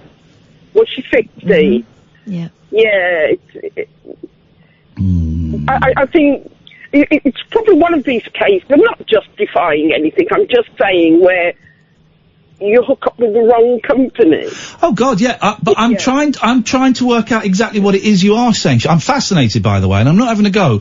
But I'm slightly confused as to what your point is. The people are saying, "Oh, he's done this thing wrong. This is Andrew, and that wrong." Yeah. When really he's hooked up with the wrong company for financial purposes. Okay, but that wouldn't. And we don't know if Prince Andrew's done anything wrong or not. We're just kind of kicking around ideas and staying on the right side of the law. But there's hanging around. And by the way, I'm sure a lot of the people that hung out with Jeffrey Epstein are not child rapists. That happens. Paedophiles also have friends that are unaware of the crimes that they are committing. But so are you saying that you think Prince Andrew was aware of what Jeffrey Epstein was doing, or he wasn't aware? Probably not. I think the relationship just seemed financial, almost like a pop star. You know, I think you heard it with Broth. They said they went to the Claridge's to have sandwiches, and when they lost their money, the sandwiches were 50 quid a plate, and you got 4. Yeah. And when they lost their money, they had no friends. Yeah, no sandwiches. So people latch on for financial reasons, and then if the financial source is seen as sleazy, they then get the backlash from that. Okay, so what do you think happened to Jeffrey Epstein? I like talking to you. Have we spoken before, Shirley? No. Okay. No, You must call in again, because I'm enjoying this. What do you think happened to Jeffrey Epstein, then? He probably was, You know, because in American prisons you can get prisoners to kill people, can't you? But he was locked in his own cell on his own. See, you can come to harm if powerful people don't like your position or you've done wrong. Yeah. Huh? It's probably 50-50, isn't it? Whether he's done it himself or whether other people do it. Yeah, he's either done it... Well, this is the thing, Shirley, you're absolutely right. He's either killed himself or someone's killed him. One of those two things has happened. We just don't know what. Why do you think MI5 are listening to your phone calls and putting an echo on your line? I tell you, see if I can explain it this way. Yeah. Asda shut at 4 in the morning. And I went down at 2. In the area I'm living, it's bringing a lot of mental illness. So I went down to Asda at 2, and there was a big yellow thing in the sky. And I said out loud, "Oh, the sun's out." And it was the moon. There's no sun at 2 in the morning. So where I live, I've not seen the sun in about 3 years because the government has sprayed that many chemicals, the sun, it's blocked out. So when you go outside during the day, there's no yellow sun. No. You just can't see it. No. Which is... And where is it you live? Where is it you live? Birmingham? I live in the Midlands, yeah. And so what happened was, the BBC said, "Oh, the weather's all funny, you know, erratic up and down. We're going to hold a conference." So I phoned the BBC and I said, "Look, you can't see the sun. It's completely blocked." Are you not just going out at night time? Have you just got, like, your days and your nights confused and you're just going out at night time? No, because when you go out, you can't breathe. If all the houses have got red cars, they've gone pink. If you put notices on the door, they fade. Notices on bins fade. The chemicals are really nasty. The government has literally done away with murder. So, you know, you go outside and the atmosphere's horrid. Absolutely, I call it unlivable. Yeah. The atmosphere is horrible. And you just don't see the sun, and I'm baffled that nobody said anything. Yeah, okay. You don't see the sun, and it's bringing a mental illness, because when I was out at 2 in the morning, I'm like, "Oh, great, the sun's come out at last." And it was the moon, you see. So, and also you can see all the drones. About 50 of them in like a square yard of sky. Gosh. And they double drive, 2 of them together. They've just covered the sky in some kind of milky chemical. You can't even see the sun. So the BBC said, "Oh, the weather's this. We're having a weather conference." So I phoned them up and said, "Well, why are you bothering? You must know that in certain..." And also the European Union declared Birmingham... a shithole.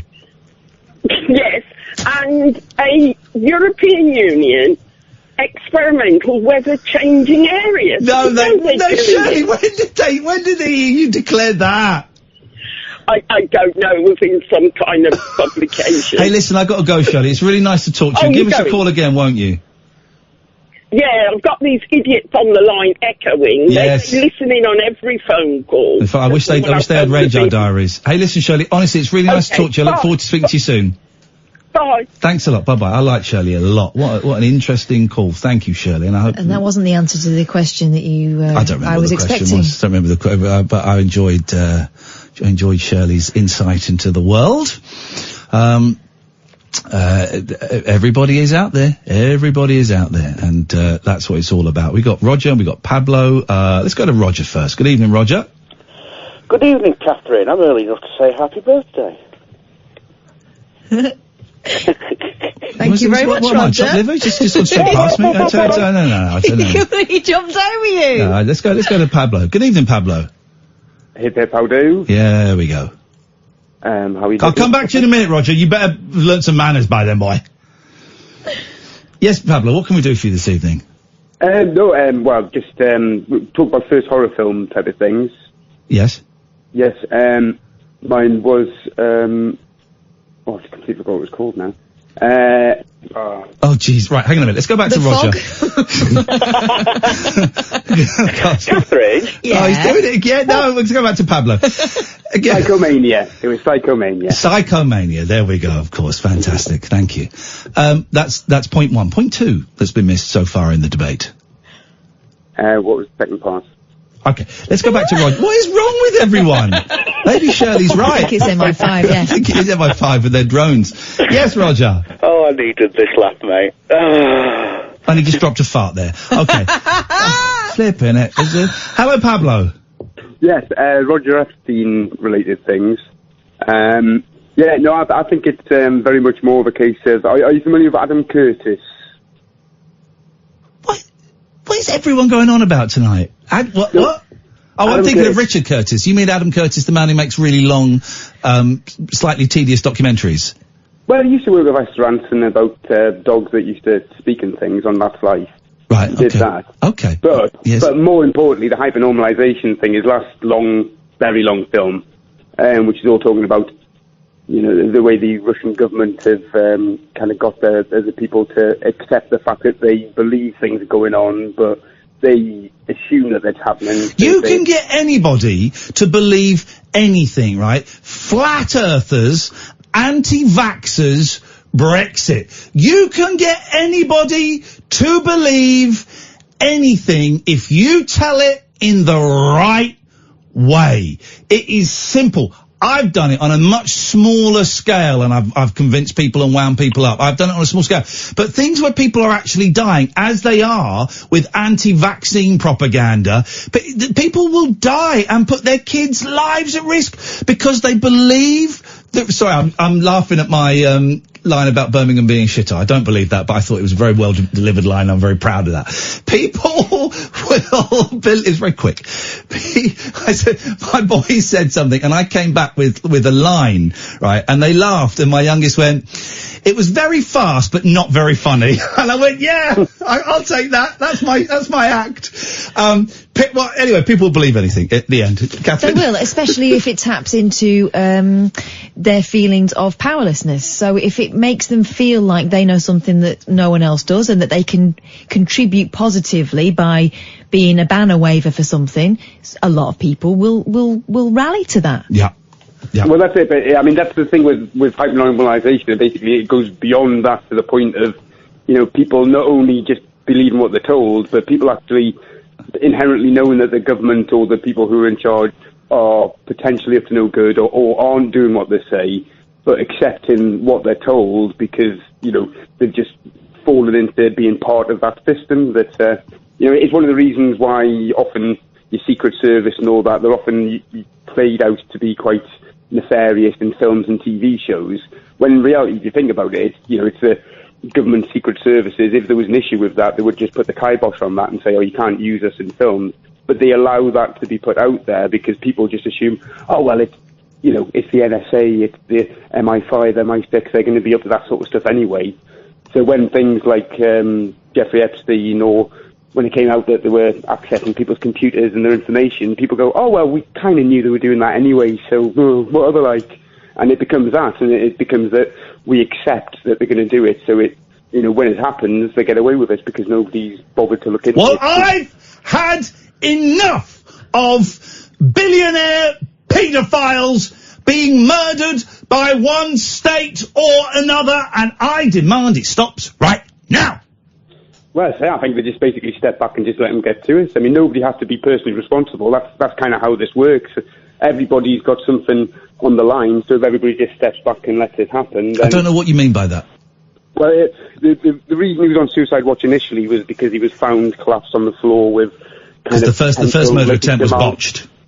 Well, that's what they said. Basically, they said he had potential, but they weren't sure ligature marks around his neck. Yeah. Which they assumed he'd done himself, but they found him on the floor with them around his neck without any ligature. So how is he collapsed on the floor with ligature marks without the actual ligature? Why was he not put on Dr. Phil or something? Why was he not put on a TV show? Probably not Dr. Phil. Dr. Oz these days. Yeah. Why was he not put on a TV show so he could tell us the truth then?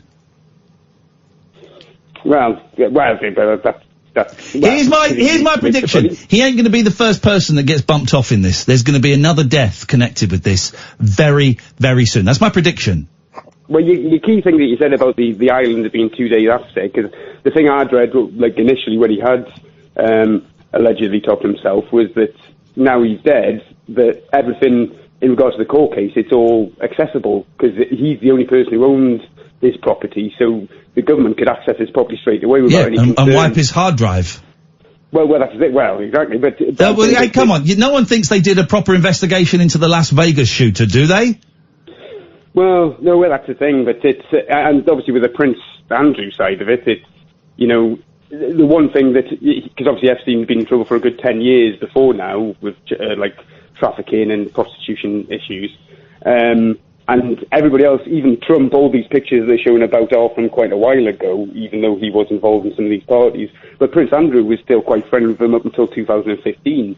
So you've got these, he's like a personal friend. So there's a lot going on. And as I say, I don't think any particular nefarious agency involved. I just think that everybody said, well, he needs to go if we let him top himself. Exactly. I think Smersh. Who was Smersh? Was Smersh the Man from U.N.C.L.E.? Were they the bad guys in The Man from U.N.C.L.E., Catherine? I'm looking at you. I don't remember. Okay, try and remember. The Man from U.N.C.L.E. No, I barely Ilya remember. Kuryakin and Napoleon Solo. I used to Ilya Kuryakin. Napoleon Solo was the Robert. Who was the one with the blonde bowl cut? That was Ilya Kuryakin. That was the English guy. And I used to, at school, at the age of like 16, I would sign my name as Ilya Kuryakin because I just enjoyed. I could do a really good.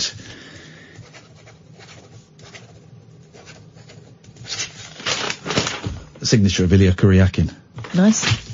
So, I don't know where that takes us. Thank you. It was great. Thank you. 0344 499 1000. Roger, we're going to give you another bite at the cherry after this.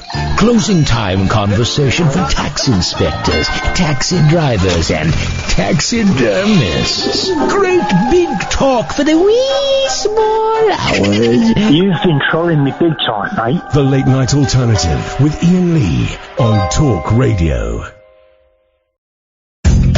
Stay there, Roger. Coming to you in a second. 0344 499 1000. So there's a brilliant podcast whose name I can never remember. So I'm going to get it because it's if you're a Beatles fan, it's well worth. There's so many Beatles podcasts, and some of them are crap, some of them are brilliant, and it's hard. I've kind of got scared. You type in Beatles into a podcast catcher thing, and there's just so many. I don't know where to go. Nothing is real, and we met one of the gentlemen who does Nothing Is Real when we were in Belfast. It's brilliant. It's really, really good podcast. I really, really enjoy it. And the people behind that are talking with Dave, who's one of the listeners to this show and calls in from time to time, talking about Paul McCartney in the 80s. It's all going on Twitter, and one of the songs that popped up was No More Lonely Nights, which is a great Paul McCartney song. It's could be argued, is something for you Mac fans, could be argued it's the last great Paul McCartney song. Could be. Anyway, and then I was reminded of my friend Sayako, who's Japanese, and she works with the band Box, who I'm big fans of, and they kind of got a Beatles vibe going. And I remember she came over maybe 6 years ago, and she played me a video of a Japanese gentleman performing No More Lonely Nights. And I'd forgotten about it until this conversation was going on. I just tweeted her saying, do you remember that guy? Who was it? She goes, it's Hiroyuki Izuta, right? And she sent it to me. Listen to this. This is a Japanese dude doing No More Lonely Nights by Paul McCartney. Have some of this. Here we go. I couldn't wait another day until I called you. Those high notes sound like McCartney. You've only got my heart on a string of everything that flutters. But another lonely night might take forever. It's McCartney. We've only got each other to blame. It's all the same. So then during the break, I'm very quickly falling down Hiroyuki Izuta rabbit hole. And I've just found this.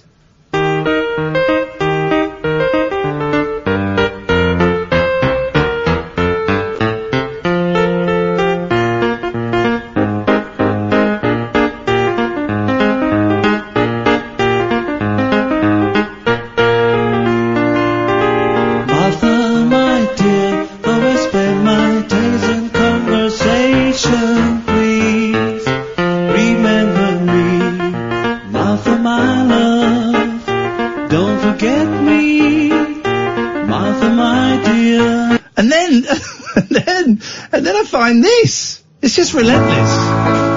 This is a Japanese dude, right?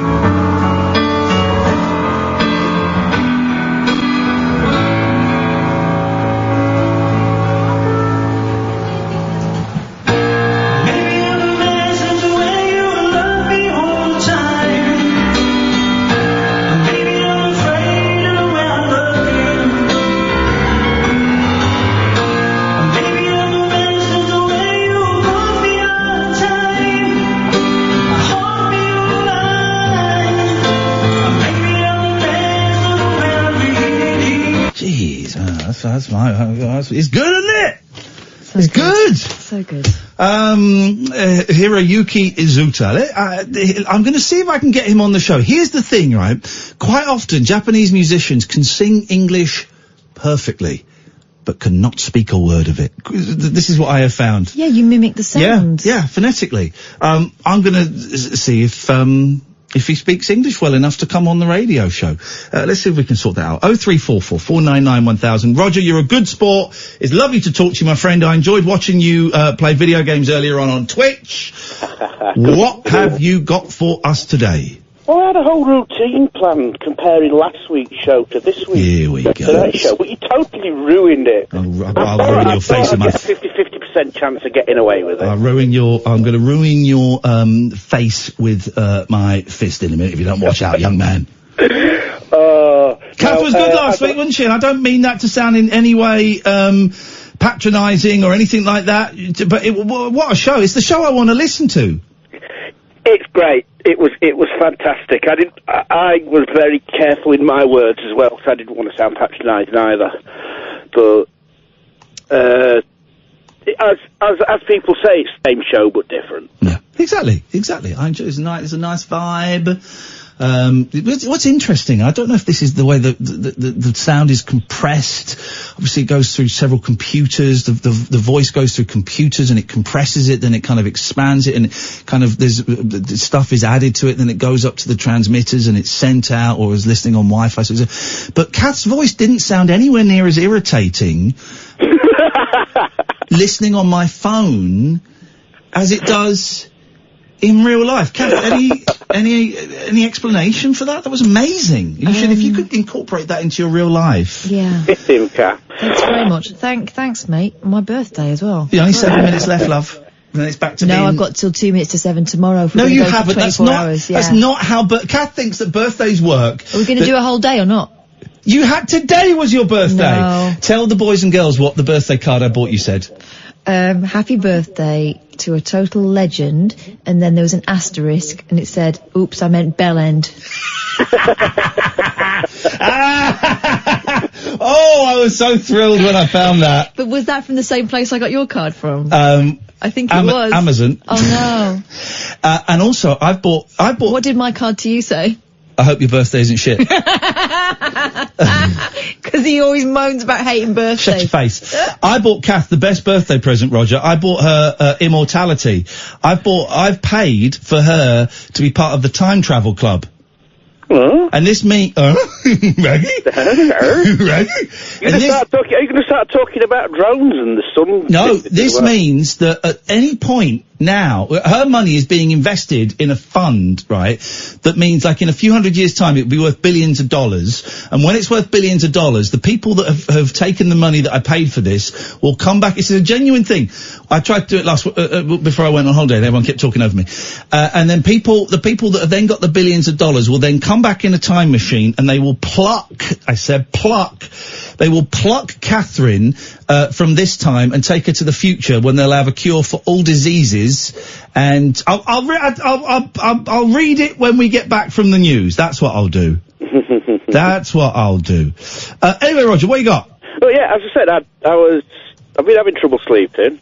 Yeah. I bought a new pillow today. I've been awake technically since 2:30 this morning. Ooh, tough guy. And I finally succumbed. I thought I'll go and I'll have a lay down and listen to Mr. Whale, waiting for tonight's show to come on. Yes. And I think I dozed off sometime around about 9. I dozed off. Next minute, I'm hearing the Fresh Prince of Bel-Air in another language. I'm like, Hungarian. Yeah, Ian's back. Yeah, Ian is back. Ian's back. He's back in the New York groove, baby. First horror film. Yes. First horror film. You're not watched one yet, you're a pussy. I can't remember my first horror film. Oh.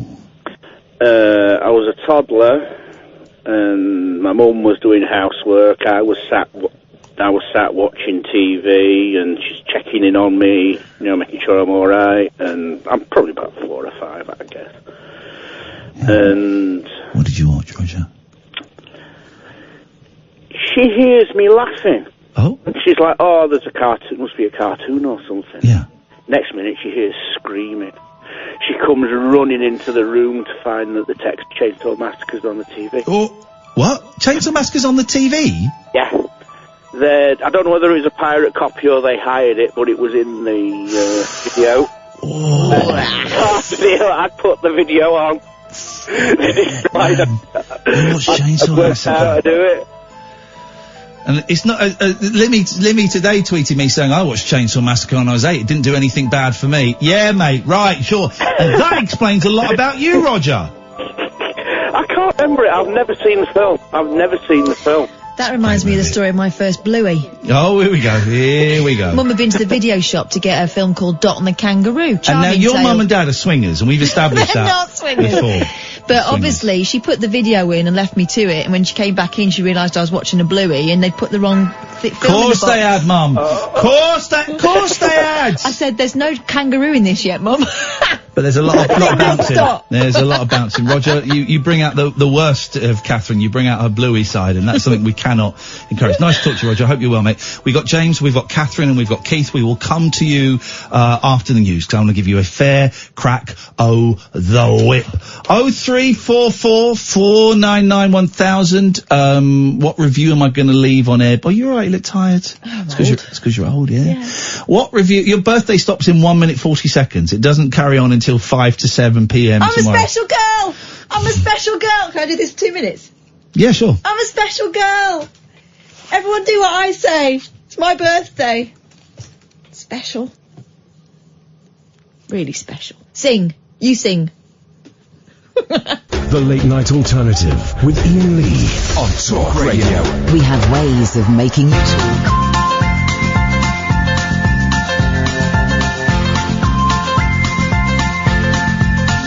There's a voice that keeps on calling me.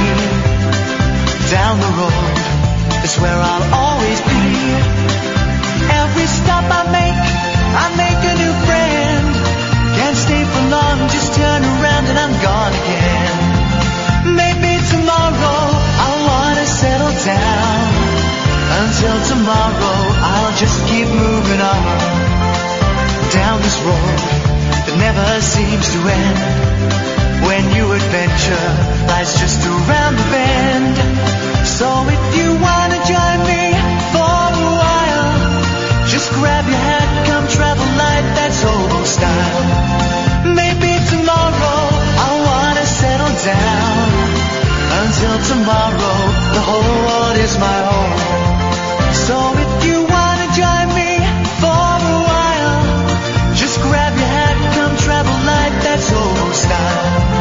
Maybe tomorrow I'll wanna settle down.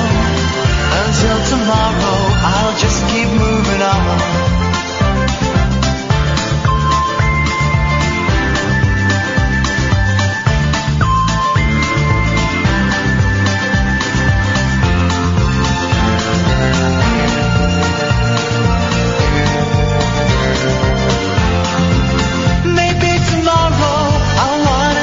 Down. Until tomorrow, I'll just keep moving on. There's a world that's waiting to unfold, a brand new tale no one has ever told. We've journeyed far, but you know it won't be long. We're almost there and we've paid our fare with a hobo song. Maybe tomorrow I'll wanna settle down. Until tomorrow, I'll just keep moving on. Here we go! If you wanna join me for a while, just grab your hat, come travel light.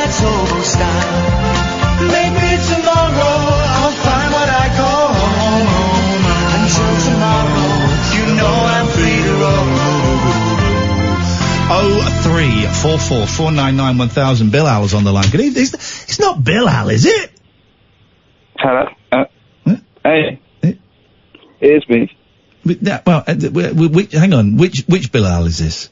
The one that was there with you. It is, man. The one that Alan Caddick thought was called Bill because we said it's Bilal. This is the problem, Bilal. You've now crossed the line from guest to weirdo. How is... I feel weird because I'm nervous calling it weird because I was there. Yeah. It's the strangest thing, man. I get nervous. I don't do it too often these days, but if I phone a radio station, I get a twitchy leg. I start walking around in circles. It's the most unnatural thing to do. And you, talented performer, performed in front of many, many people. You were sat in that chair just the other week, and now you're know what it feels like. It's why so many of our callers have drink and drug problems. My heart's beating fast. Hang on, sorry, are you calling us because you're having a heart attack? Put the phone down, man. You need to call 999.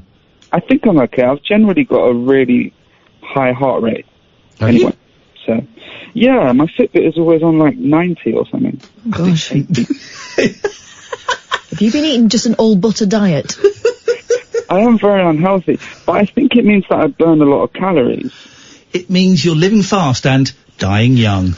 You're this generation's Jim Morrison. And by that I don't mean crap.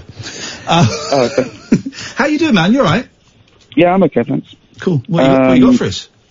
What a surprise. I don't want to talk about the pedo that might have killed himself. Okay, that might have killed himself. Yeah, no one's sure. Lamestream media there, okay. Yeah, I was just reading a blog. I googled it, and there's all conspiracy theories. Some people think that it's a fake body. Oh, he's still alive somewhere? Yeah. Why would you want to keep him alive? I guess the other pedos that like him snuck him out. Oh yeah, that could happen. Pedos snuck him out so they could carry on with their pedo parties. Yeah, I guess. Sorry, I said I didn't want to talk about him. I just You won't stop talking about him. I'm trying to steer the conversation away, and you're obsessed with this guy. I think Bilal knows too much. Yeah, what's going on, Be man? careful. Oh, Kath, thanks for sorting the car for me. Oh, you're welcome. That's very nice. Did it drop you off at home, or did it roll you out halfway? Or did it take you to Pedo Island? I can't say. Can't say for legal reasons. Yeah. Ian, do you like Thai food? Do I like what? Thai food? Yeah. Is this the beginning of a joke, like seafood? Are we? Yeah. Do you want to go for a meal at some point? Ooh, I like this! Me likey, as my boys would say. Me likey. You know we're on the radio, I was going to message you, and I thought, well, just call, because... You know where he is. You know that this phone number is the radio phone number, and we're being listened to by literally tens of people. Yeah, but it's better than some of the calls, isn't it? Yeah. Mate, tell me about it. We've got Keith in Wigan coming up next, and Rainbow George is just phoning in. It really is a bummer. Yeah, I'd love to go for Thai food, definitely. Cool. Shall I talk to your agent? You can talk to me. You can talk to me. Sorry. Did I give you my phone number? Yeah, sure. Do you want to do it now? Over the... Yes, 07... Did I send it to you? No, I don't think I have it. Okay. Well, I have your email address and Twitter message. Okay. Well, you send me an email. I'm going to send you my phone number. We're going to go out and have Thai food. Oh, good. Or do you like crispy duck pancakes? Yeah, he does. What is go? I like him too. Yeah, you want to come, Kath? No, bollocks, no. I'm going on holiday. She's going on holiday, mate. Unless you can hang on for a week or two. And here's the thing I didn't want to tell you, Bilal. She's a massive racist. What? So. Oh yeah, I know. But yeah. Oh, you know, we're all massive racists. Now. Exactly. It's the thing. Britain's very different now. What Thai with crispy duck? What, like Finder's pancakes? No. What's he saying? Like that crispy duck that's not really duck. That brown stuff. No, that that's goes duck. in the pancakes. That's duck. No crispy duck pancakes. Sometimes it's not duck. The ones you have to roll yourself. Yeah. Yeah, man. It's not like I'm talking about drugs. You roll your own. Yeah, man. Yeah, I like that. I think that's fun food. Although I can never get the quantities of that brown sauce. Hoisin. Come on, man. And the vegetables. I'm also suspicious of any meat that you have to mash. You don't have to mash it. You just put it. Don't have to mash it. You mash it off the bones. No, you don't mash anything. It's there. It's in pieces. They pull off the duck for you. I was going to say we could have, because they do that as a starter in most places, we could get loads of it and just eat loads. That's not a starter. You don't like it that much. I like it, but normally I'm ordering it for my kids and I have to make it for them because they're idiots. But I would not have that as a starter. That would be a main for me. Oh no, I think it's a starter because it's like you have a quarter duck. Okay, or well, you have like a whole duck. Here's the thing, Bill. I'm a little bit older than you. Have you been to China? No. I have, and I think it's the main course. I don't think it's a starter. I've been to China. Prawn crackers is a starter, isn't it? I'm talking about like Soho. We're not going to China. I've completely misunderstood the direction this conversation. I thought it was a holiday. He literally just means a meal. Yeah. Well, you can get half duck. Something like that. I think you can get I don't know, but yeah. 2 half ducks. It's don't make a goose. Don't make a right. There's something there. We can workshop that. I'm always disappointed that little bin that the pancakes come in. You expect it to be stacked full of pancakes, and there's like 6 or 8. They are right bring you thin, more, though. I think. Yeah. They bring you more. Do you have to pay for it though? I don't think so. Well, then just put loads in. Listen, Chinese restaurants ain't going to give you free pancakes. Not even the guy that stole the strawberries in the jungle is going to get free pancakes anymore. Maybe a year ago, sure. Now, no. I'm just a We no. didn't even get sweets from that place we went to all the time. And we'd see them giving sweets to everyone else. Yeah, we used to go to a Chinese restaurant when we worked at the old place, Bilal. And we were there, sometimes we were there 3 nights a week, right? A lot. And, but everyone else would get one of those little chocolate eclair sweeties. With the bill? With the bill. We never got one. Ever. That's weird. That's outrageous. I think they were worried about our diet. Right, well, I feel bad for the people that are waiting. Honestly, it's kids and it's Rainbow George. I mean, who cares? Okay, send me an email. No, hang on a minute. I've got your email. So compose. Yeah, or just message me on Twitter if that's easier. Well, I'm not going to send me my phone number on. You're saying it. You're saying it. No, I'm not. See, I can do it. You're saying the sound of it. We can work it out. You're saying A-F-N-O.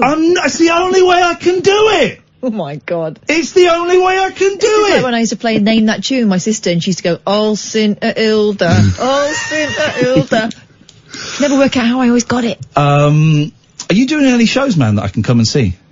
Not in London soon. I'm all over the country, basically. Well, why don't you do one in a Chinese restaurant? I've never done that before. I've done Indian restaurants. They have a lot of stuff. Okay. Catherine, keep your mouth shut before you say something offensive. It's a Mediterranean restaurant. I did a gig years ago in a pizza restaurant that was put on. It was some bill. It was put on. It was a club that was run by Sacha Baron Cohen. Yeah. I was the open spot. Ardal O'Hanlon was the headline. I used to Ardal O'Hanlon doing stand up. Man alive, it was. I don't know if it is now, but it was a sight to behold. And Sacha, I did really well in my stand-up, and then Sacha called me back on for an encore. I didn't have anything left. I'd used everything. So the encore was awful. And then he said, afterwards, I'll give you a paid gig. Just give me a call. Never gave me a paid gig ever again. Twice in my life, that guy has let me down massively. But I've sent you an email. Send us a text, man. Let's sort something out. Cool. Enjoy the rest of the show. Can I ask you a question? Because you sound a little bit flat. Is there a man there with a gun at your head who has demanded that you get in touch so that he can kill both of us? No, I have a what do you call it? My voice is just, I sound bored. Okay. Do you know what I mean? I do know what you mean, yeah, like my audience. It's bad for conversation and it's bad for day jobs, but for comedy, they think, I get called Rye a lot. Okay. And, like Jack D. and all of that. Like, it's so brilliant. And actually, that's how I speak. Could you okay, well in that case, if we are going out for dinner, could you hire someone to do your words for you? Otherwise it's going to be a bit boring for me. Someone with enthusiasm. Yeah. Get an enthusiastic out-of-work actor to be you. Okay, I'll write the words. Thank you, Bill. I'll speak to you soon, mate. Take care. All right. Bye-bye. Bye-bye. There we go. I think I might be getting a new friend. Or going on a date. Maybe. Who cares? I'm happy to try anything. Let's go to Catherine. Good evening, Catherine. Hi, Ian. Hey, Catherine. Welcome home. Thank you so much. There's nothing... Oh, my Catherine is pulling silly faces. I'm not your Catherine. Catherine 2 is pulling silly faces, Catherine 1. Oh. It's nothing like going to bed in your own bed, waking up but the smell of cat poo wafting through your own house. That is so true. The soft aroma. Oh, God. I've got 2 litter trays, one downstairs for the kitten's a year old, one upstairs for the old cat. But they now just all use the upstairs one. Easier, isn't it? And if I get rid of that, then Velvet just goes to the toilet in the bedroom because she doesn't want to go downstairs. And honestly, if the young cats do a poo, it's woken me up before, the stench. Yeah, I know. It's disgusting. I've had cats and dogs all my life, and I know what that is like. It's horrible. So awful. So awful. Anyway, it's good to have you back. But Catherine was absolutely brilliant last week. I phoned in my first spooky correspondence story. Oh yeah, God, and that was terrifying. Catherine and I had a chat, and it was really lovely. What I really wanted to tell you 2 things was the first horror film I saw that absolutely terrified me, but I was 8 years old. And I begged my dad to let me watch it because my dad was a huge horror fan. And it was Universal's The Wolfman with Oliver Reed. Oh, I don't remember the Oliver Reed one. Was that wasn't a black and white one, was it? That was colour. Right, okay. But it was his eyes. They kept cutting to his eyes, just shot through his eyes that were yellow and bloodshot. And it terrified me. Yeah. It really scared me. Beautiful. What a feeling. The feeling of being terrified by a movie is wonderful. Because you're so safe. It can be, because you sort of walk out with knock kneed and everything else, but this one was just, it terrified me so much when I went to bed that night. I kept checking my window to make sure that there was nothing outside, and ever since then I have had a fear of werewolves. Ever since I was 8 years old, because of the film. So, but I love it. I bought it. I've got it on special edition. Beautiful. Because I'm a big horror fan, so I've got about 1,200 DVDs. I love them. I love them. But so that's that. The other thing is, there is a little box island to the north of Kathmandu. yeah, there's a little box on its way to you. There are 2 little presents in there, one for you, one for Cass. I don't want you to think when this box arrives that it's gonna sort of like explode or anything like that. Oh, well, that's very kind of you, Catherine. I just reminded me, we had a lovely package from Jerry from California, who listens to the show and calls in from time to time. And cause Catherine's birthday and a late birthday present for me. And it's full of wonderful gifts bought from the Dr. Pimple Popper's surgery. Really? Including And here's the thing, Jerry, she's bought us both 2 Dr. Pimple Popper's T-shirts. You don't know who Dr. Pimple Popper is. She's this doctor. No, I know. And she squeezes zits and things, and she's amazing.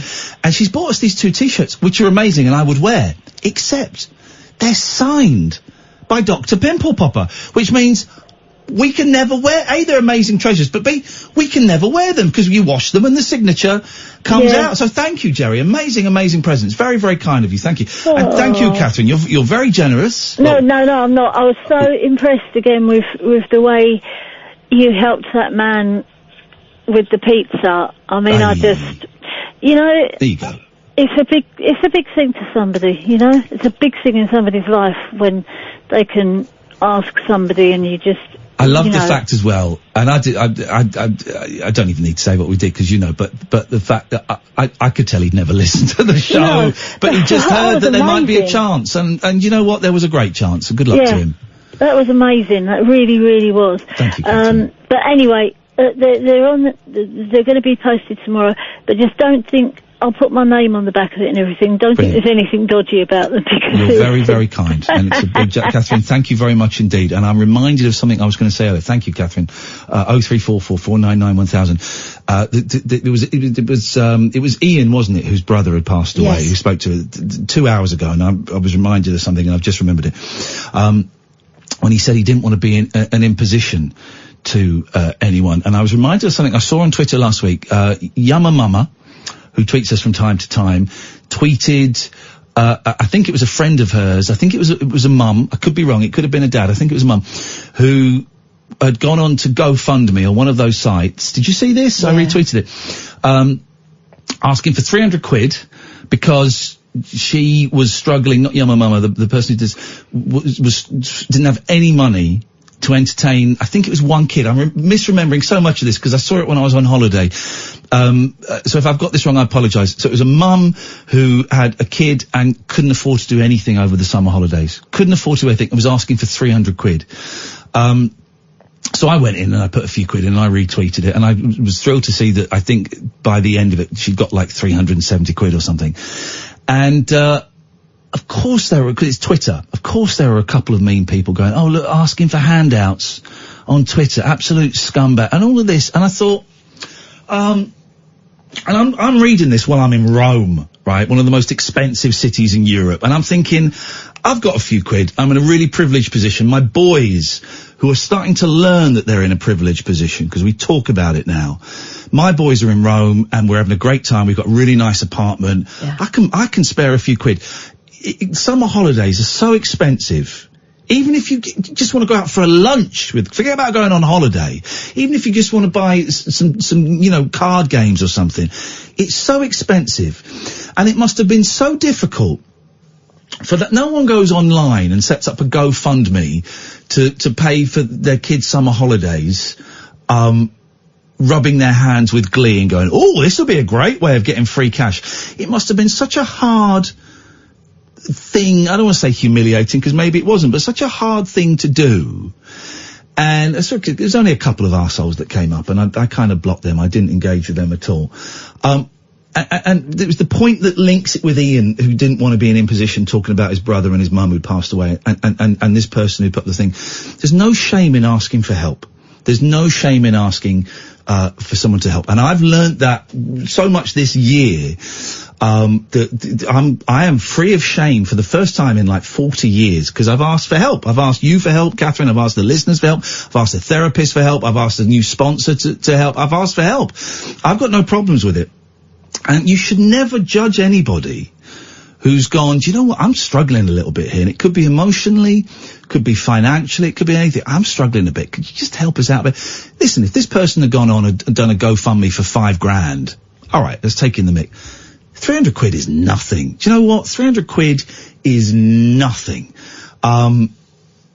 There's no shame in asking for help. That's to Iain earlier, and that's to the person who was doing the GoFundMe, and that could be to you, dear listener, if you're struggling a little bit. I actually thought it was a really clever idea, just going, I need a few quid so I can entertain my kid and give her a good time, It wasn't even for fun stuff, it was for basics. It was, wasn't it? It was. And summer holidays are such hard work for God knows how. If you're a working single parent, mother or father, God knows how you do it, because you still got to work.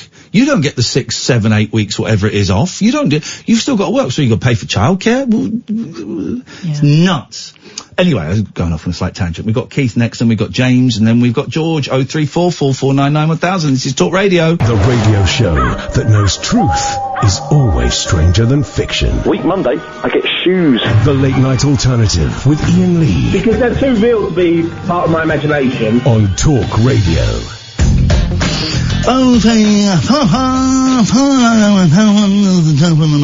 If you would like to give us a call, let's go. Now, Kath, what do you reckon? What film do you think is going to be spoiled in this next phone call? What films are out at the moment? There's Angry Birds 2. Horrible Histories. Horrible Histories. They're not really kind of films you can spoil. Once Upon a Time in Hollywood. Let's find out. Keith, what film are you going to ruin? No, actually, I was going to say there's not much else at the moment. There's not a lot, is there? And you think I'm a spoiler, but I've got a tip for a couple of TV series drama thrillers, to offer. By the way, it's lovely to speak to you both. I've not rung in for a while. Nice to speak to you too, Keith. Oh, that's nice. Yeah. I want to recommend a series called Waco. I don't know if you're aware. It was on Alibi Channel. You can still get it. I don't know the Alibi. I don't know the far reaches of the Alibi. Yeah, it's just on UK Play.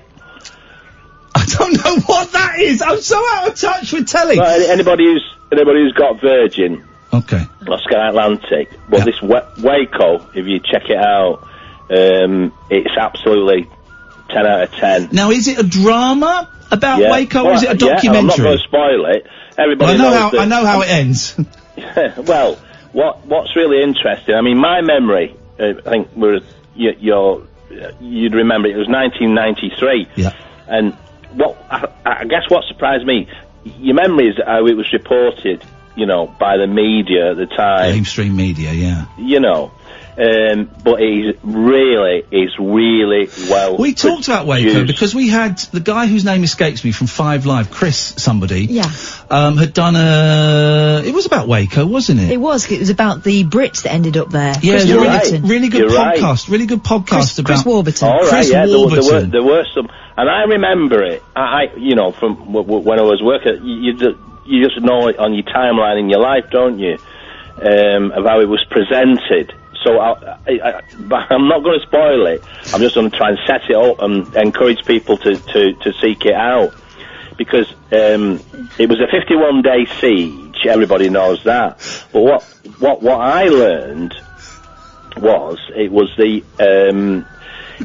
sort of how it was managed. Are you about to spoil the story for everyone? No, I'm trying to give you the sort of setup from it. The FBI. I thought it was the FBI that was sort of sent in to manage it. No, However, it's tobacco it was and an firearms. agency called, I'd never heard of these, called the ATF. Yeah. Which is the, Tobacco and firearms. alcohol, tobacco and firearms. I've never heard of these geezers. Yeah. So, from the minute one, it's excellent, really, in terms of how they present a balanced, 3-dimensional perspective of the. But the guy in charge was a nut job. We know that. Oh yeah. Koresh was a nut job. And a pedo. Yeah, acknowledges that, and child services had been in there before that. However, how over the 8-9 episodes, how it's presented, is really. Just so interesting. Oh yeah, there were good people in there. There were a lot of good people in there who were lied to and manipulated. Yeah, I don't, and I'll not spoil it because of how we all know how it ended. Yep. And you call me a spoiler because of the variable that was in there, so I won't spoil it for you. Honestly, from minute one, there's not a weak episode. So that's my tip. Brilliant, thank you. Hang on, I've got another one for you. Okay. One I picked up, she was on one of the morning programmes, and it's called Keeping Faith, set in Wales. Yeah. I don't know if you've come across that one. No. That's on, I think that's on, it's on BBC iPlayer. Yeah. She's a solicitor, married to a solicitor, and again, not to spoil it, because it happens in the first 10 minutes. But they all die at the end. The husband, it's a family firm, beautifully set on the coast in around Cardigan, I think. Okay. And he goes missing. Oh. Everything's in place, family firm. He goes missing, and it evolves from that. And again, there's not a weak episode. There's actually 2 series of it. So me and my daughter has been staying with me. Now, when you watch it on the TV, Keith, yeah, so you can get on BBC. Now, when you watch it on the TV, BBC. Do you sit really close to the TV? What? Do you sit a little bit back from the TV? Or are you 150 metres away from the TV? Well, what's motivating the question first, and I'll tell you. Just curiosity. When you watch TV, do you sit right close to the TV, No, back a little no, bit, I like or it. 150 metres away from the TV? How close are you to the TV? I'd say, as I'm speaking now, I'd say about 7 feet, 2 yards. Okay. Well, why? I'm just Trying to curious. paint a picture. Just curious. Oh, right, yeah, That's all okay. it is. It's curiosity. Yeah. And the third one, I don't know whether everybody's seen Chernobyl. Well, you got to be careful when you watch that, otherwise Chernobyl fall off. No, I don't. Again, from the get go, absolutely laugh top. Have you seen the series? No, I don't.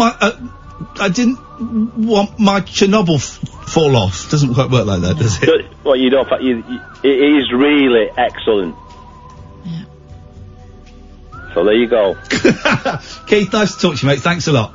All right, bye. Thanks a lot. Cheers, Keith. Thank you. Let's go to Christina. Good evening, Christina. Hi, Ian. Hi, Kath. Are you on speakerphone? No, hang on. No, hang on. I'm not. No, hang on. Are you on speakerphone? No, hang on. I'm not. Hello, Christina. How you doing? You're right. Yeah, a bit upset now. You've been on speakerphone. No, I'm whispering in the bathroom. Are you? Oh, hang on. Are you being held prisoner? Is there someone in your house? Do you want us to call the authorities for you? Would you mind? Not a problem at all. But while we're waiting for the police to turn up, what have you called? Sorry? Nothing. What are you sucking now? Oh, mate, what? Oh, my Not you! Talking about... No. I was kissing my teeth. Oh, no. Oh, not against me. No, not about you. No. Not about you. I was calling about the lady on the GoFundMe page. Oh, yeah. So I'm that person that I get friends to ask me for money for. You say that? It's very muffled, Christina. Go on, say it again. Oh, sorry, hang on, let me turn it. Sorry, what's it? What? Did you go back on speakerphone? Hello?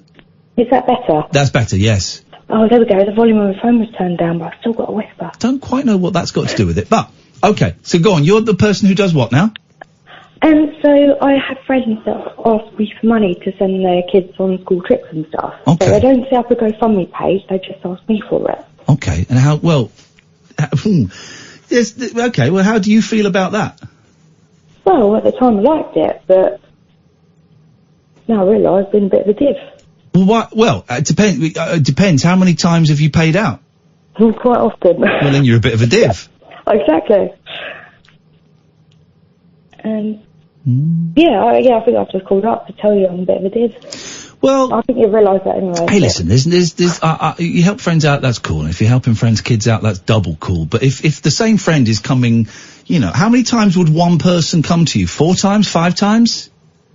Oh, no, 3 strikes, you're out. See what? 3 strikes and you're out. 3 strikes and you're out. That's okay, well, you've got a system. You've got a system in place. Everyone's got to have a system. Yes, I know, but there's about 8 people that I fight with. Hang on, so 3 times 8. My God, that's 42 strikes.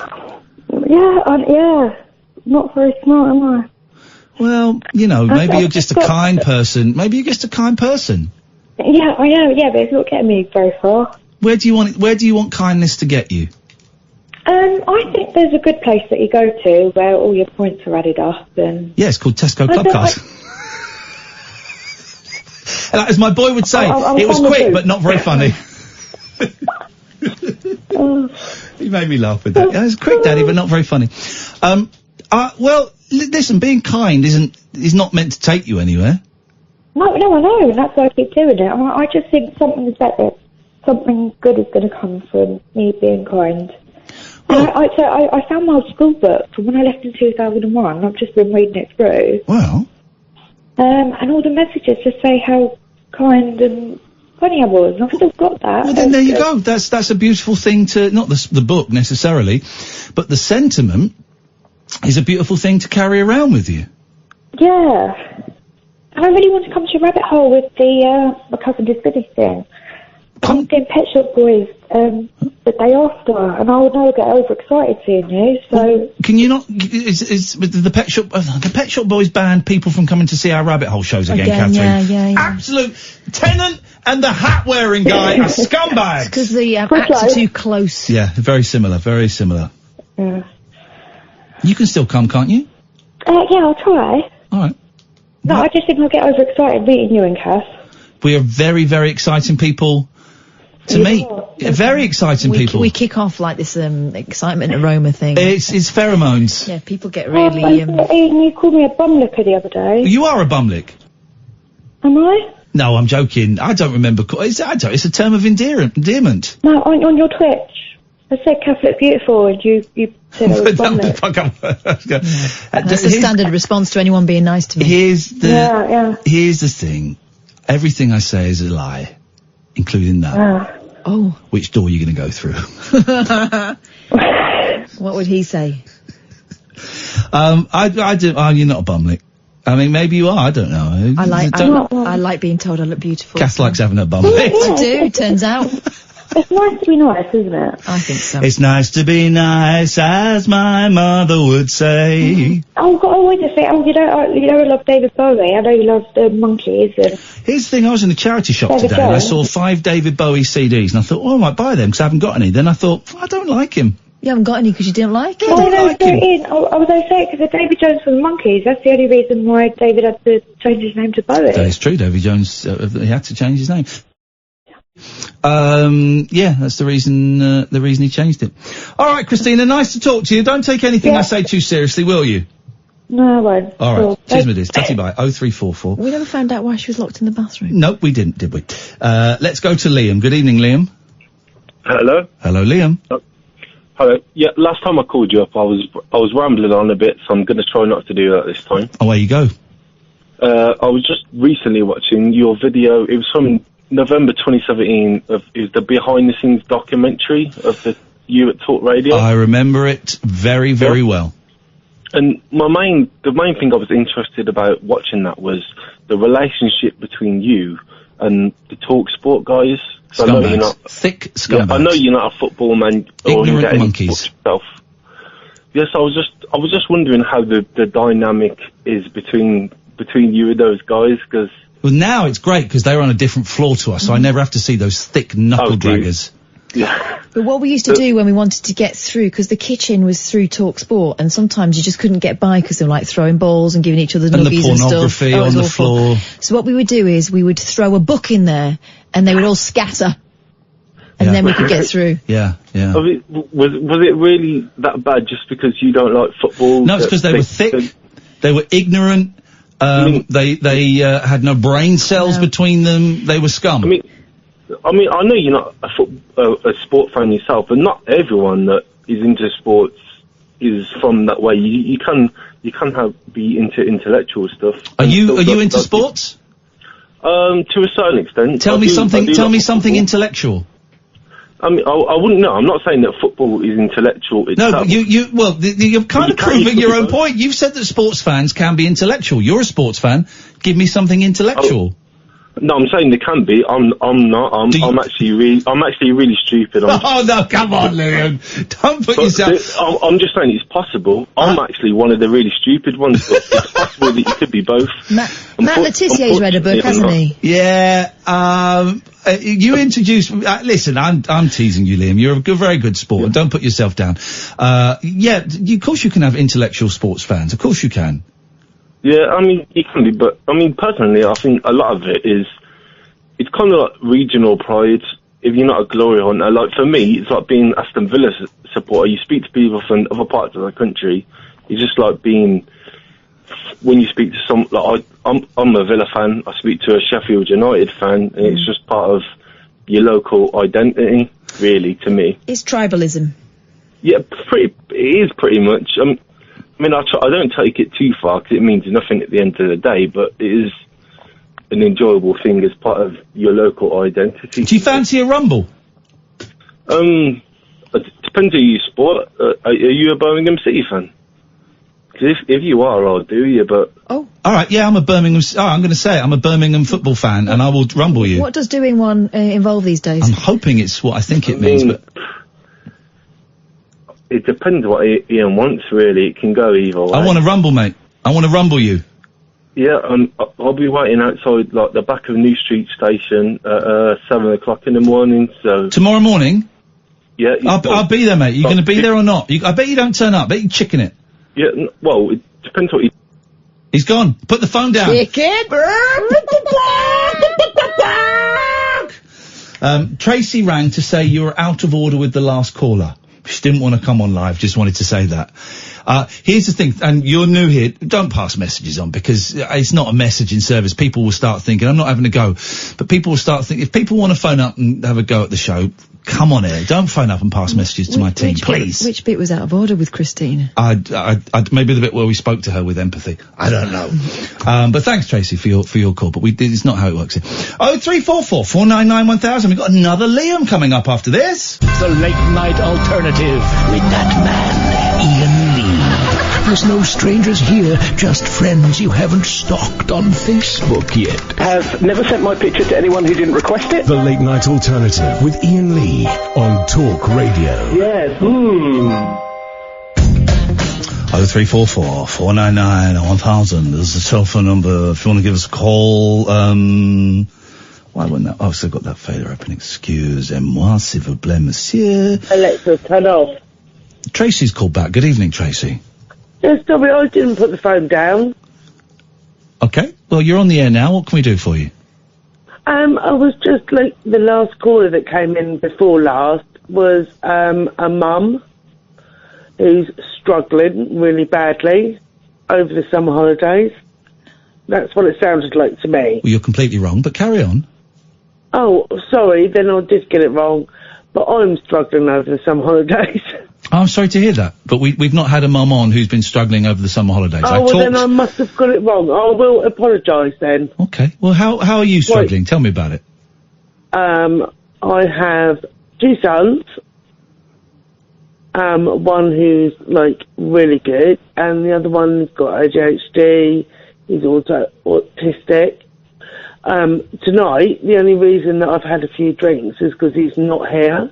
Right. The summer holidays are a really long, hard slog. Yeah. And no, I listened to you saying that you've taken your kids on holiday, and I thought you were taking the mickey out of someone. No, you misheard. You misheard. I was talking. No, not at all. You did mishear, Tracy. And I'm happy to explain.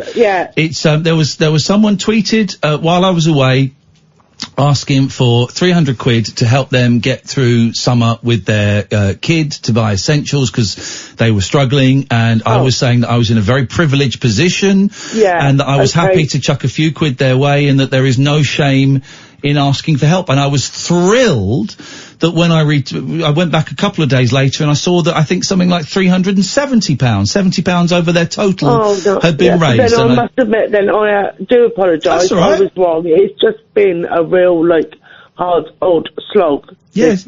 And he's still got a bloody month to go. I know. Listen, I had a week with the kids, and I was exhausted at the end of that, and I've got a few weekends coming up, and they're with their mum in between them, and I get it, it's hard work. You've got to, I'm bored, and you don't, you want to do the best for your kids, and everything costs a fortune, man.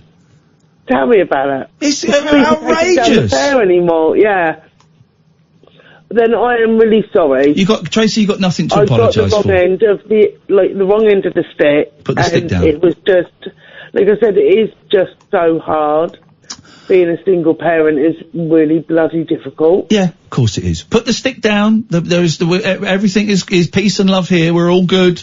And all I can do, Tracy, is wish you the very best of luck. And I know that you'll do your best to get through it. I'll be all right. Yeah, no, I'm fine. Of course you will. Not after money. You're all right. I'm just saying it's bloody difficult. Yeah. But you'll get there. You sound like a good woman, and I'm sure you're going to do the very best that you can for your kids. All right, Tracy. Thanks for calling back. I'm glad we cleared that up. Thank you very much, and thank you for listening. Tatty bye. See you later on. Good luck. There we go, you see. There we go. So you deal. That's a situation. It's tough. It's tough. I get it. Everything is so expensive.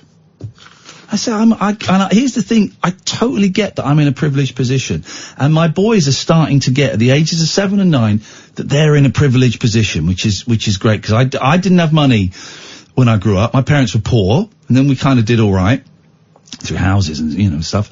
The other side of the family, they've always been comfortable, shall we say, and I want my boys to appreciate how fickle this all is, and how with just a bit of bad luck and a bad decision here or there, we could be skint. It could happen, and that they're in a really lucky position, and that they should take nothing for granted. I don't come too heavy on them. They're kids, but they're aware of it now. They're starting to be made aware of it, and I think that is very, very important.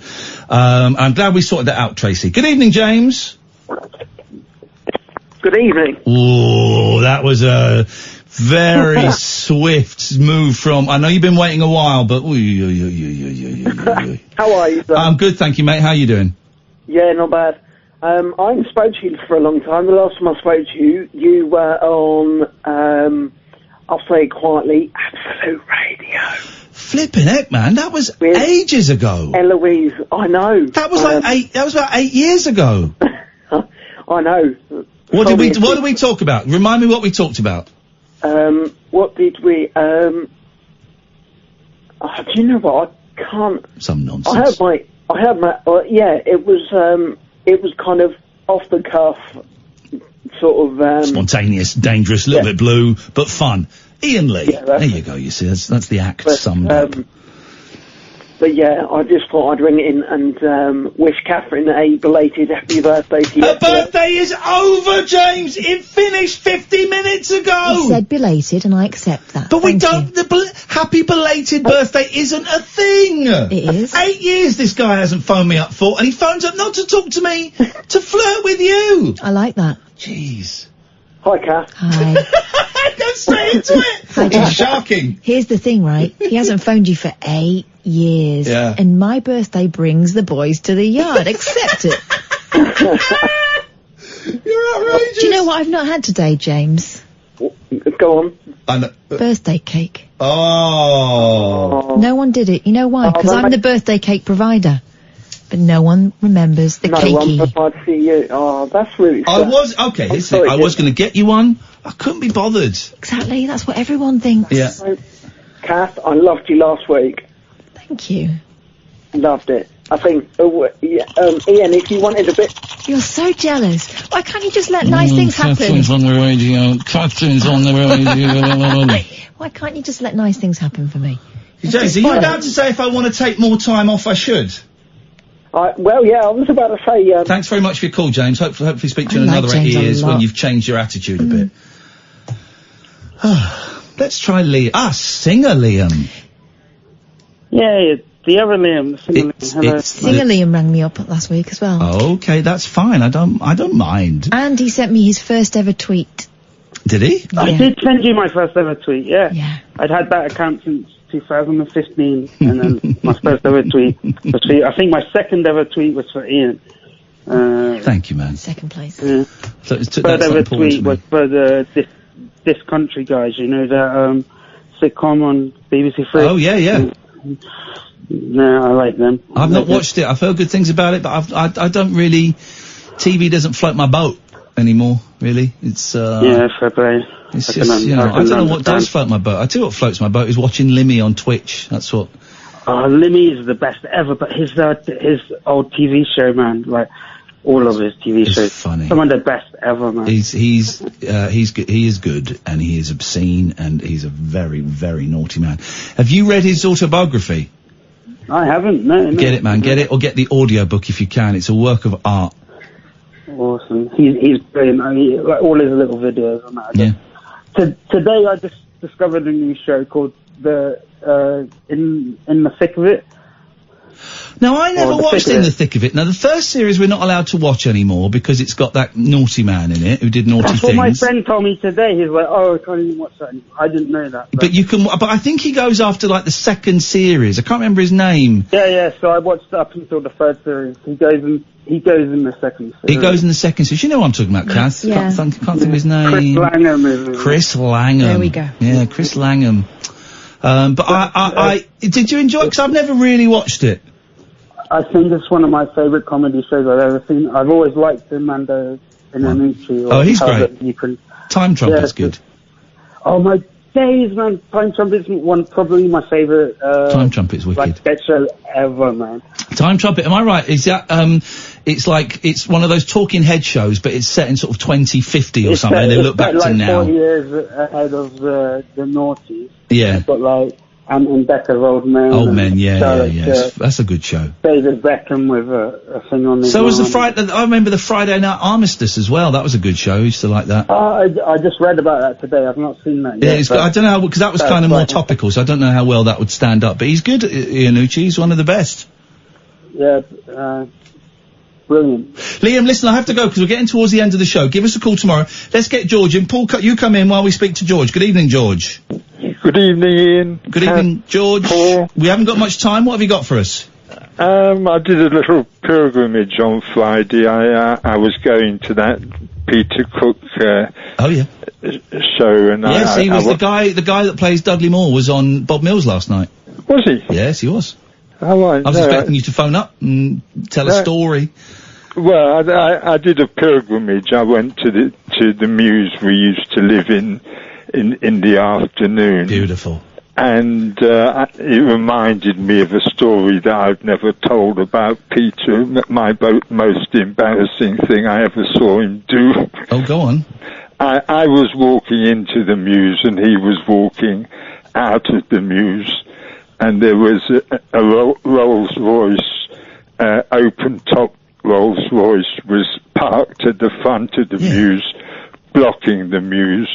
And Peter picked up a dustbin and threw all of the contents of the dustbin into the back of the Rolls Royce and just strode off into the high street. Maybe not one of his funniest gags. I mean, he's hit and miss perhaps. That's a bit of a mean thing to do. But the play itself, I walked out at the interval. I didn't laugh. Oh really? You surprised me.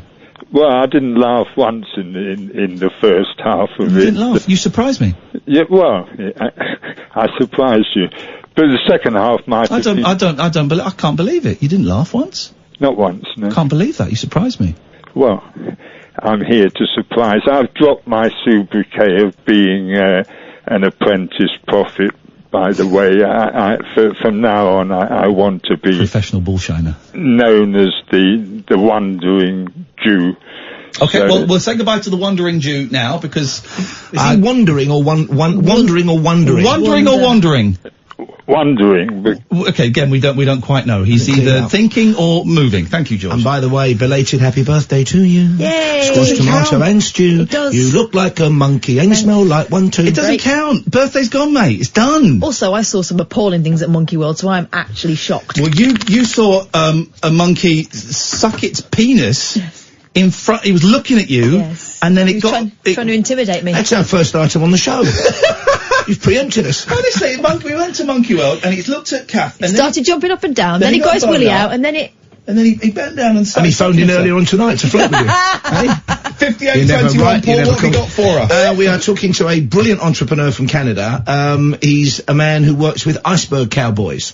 He's based in Newfoundland, and what they do is, when the ice shears off the glaciers in Greenland, goes into the Atlantic, they go and harvest it, okay, and it's water that was frozen 15,000 years ago. They're bottling it. It's been available in London before, not at the moment. If I was any kind of entrepreneur or indeed venture capitalist, I'd be behind this all the way. £1 for a half a litre bottle, and it's guaranteed ice age water. What, to drink? To drink. Oh, they're not like examining it to see what life was like. There's nothing in it. It's absolutely pure. All it contains is pure water. And inside an iceberg, minus 20 degrees Celsius. And what they're doing is they're not shattering the ice thing. They're, in fact, there's an environmental benefit because normally that would melt in the Atlantic and raise the sea levels. So we're talking about that. And we've also got a great author on. He's an award-winning travel writer. Got a new book out called Hit Factories. Very much, I think, in your two's bailiwick, nay, indeed, parish. Because he's been right around the UK, mainly by bus, visiting and giving us the history of all those great musical cities. Your Bristol, your Sheffield, your Birmingham, Coventry. So he's on the show. All of that is coming up next. This is Talk Radio. We are Talk Radio.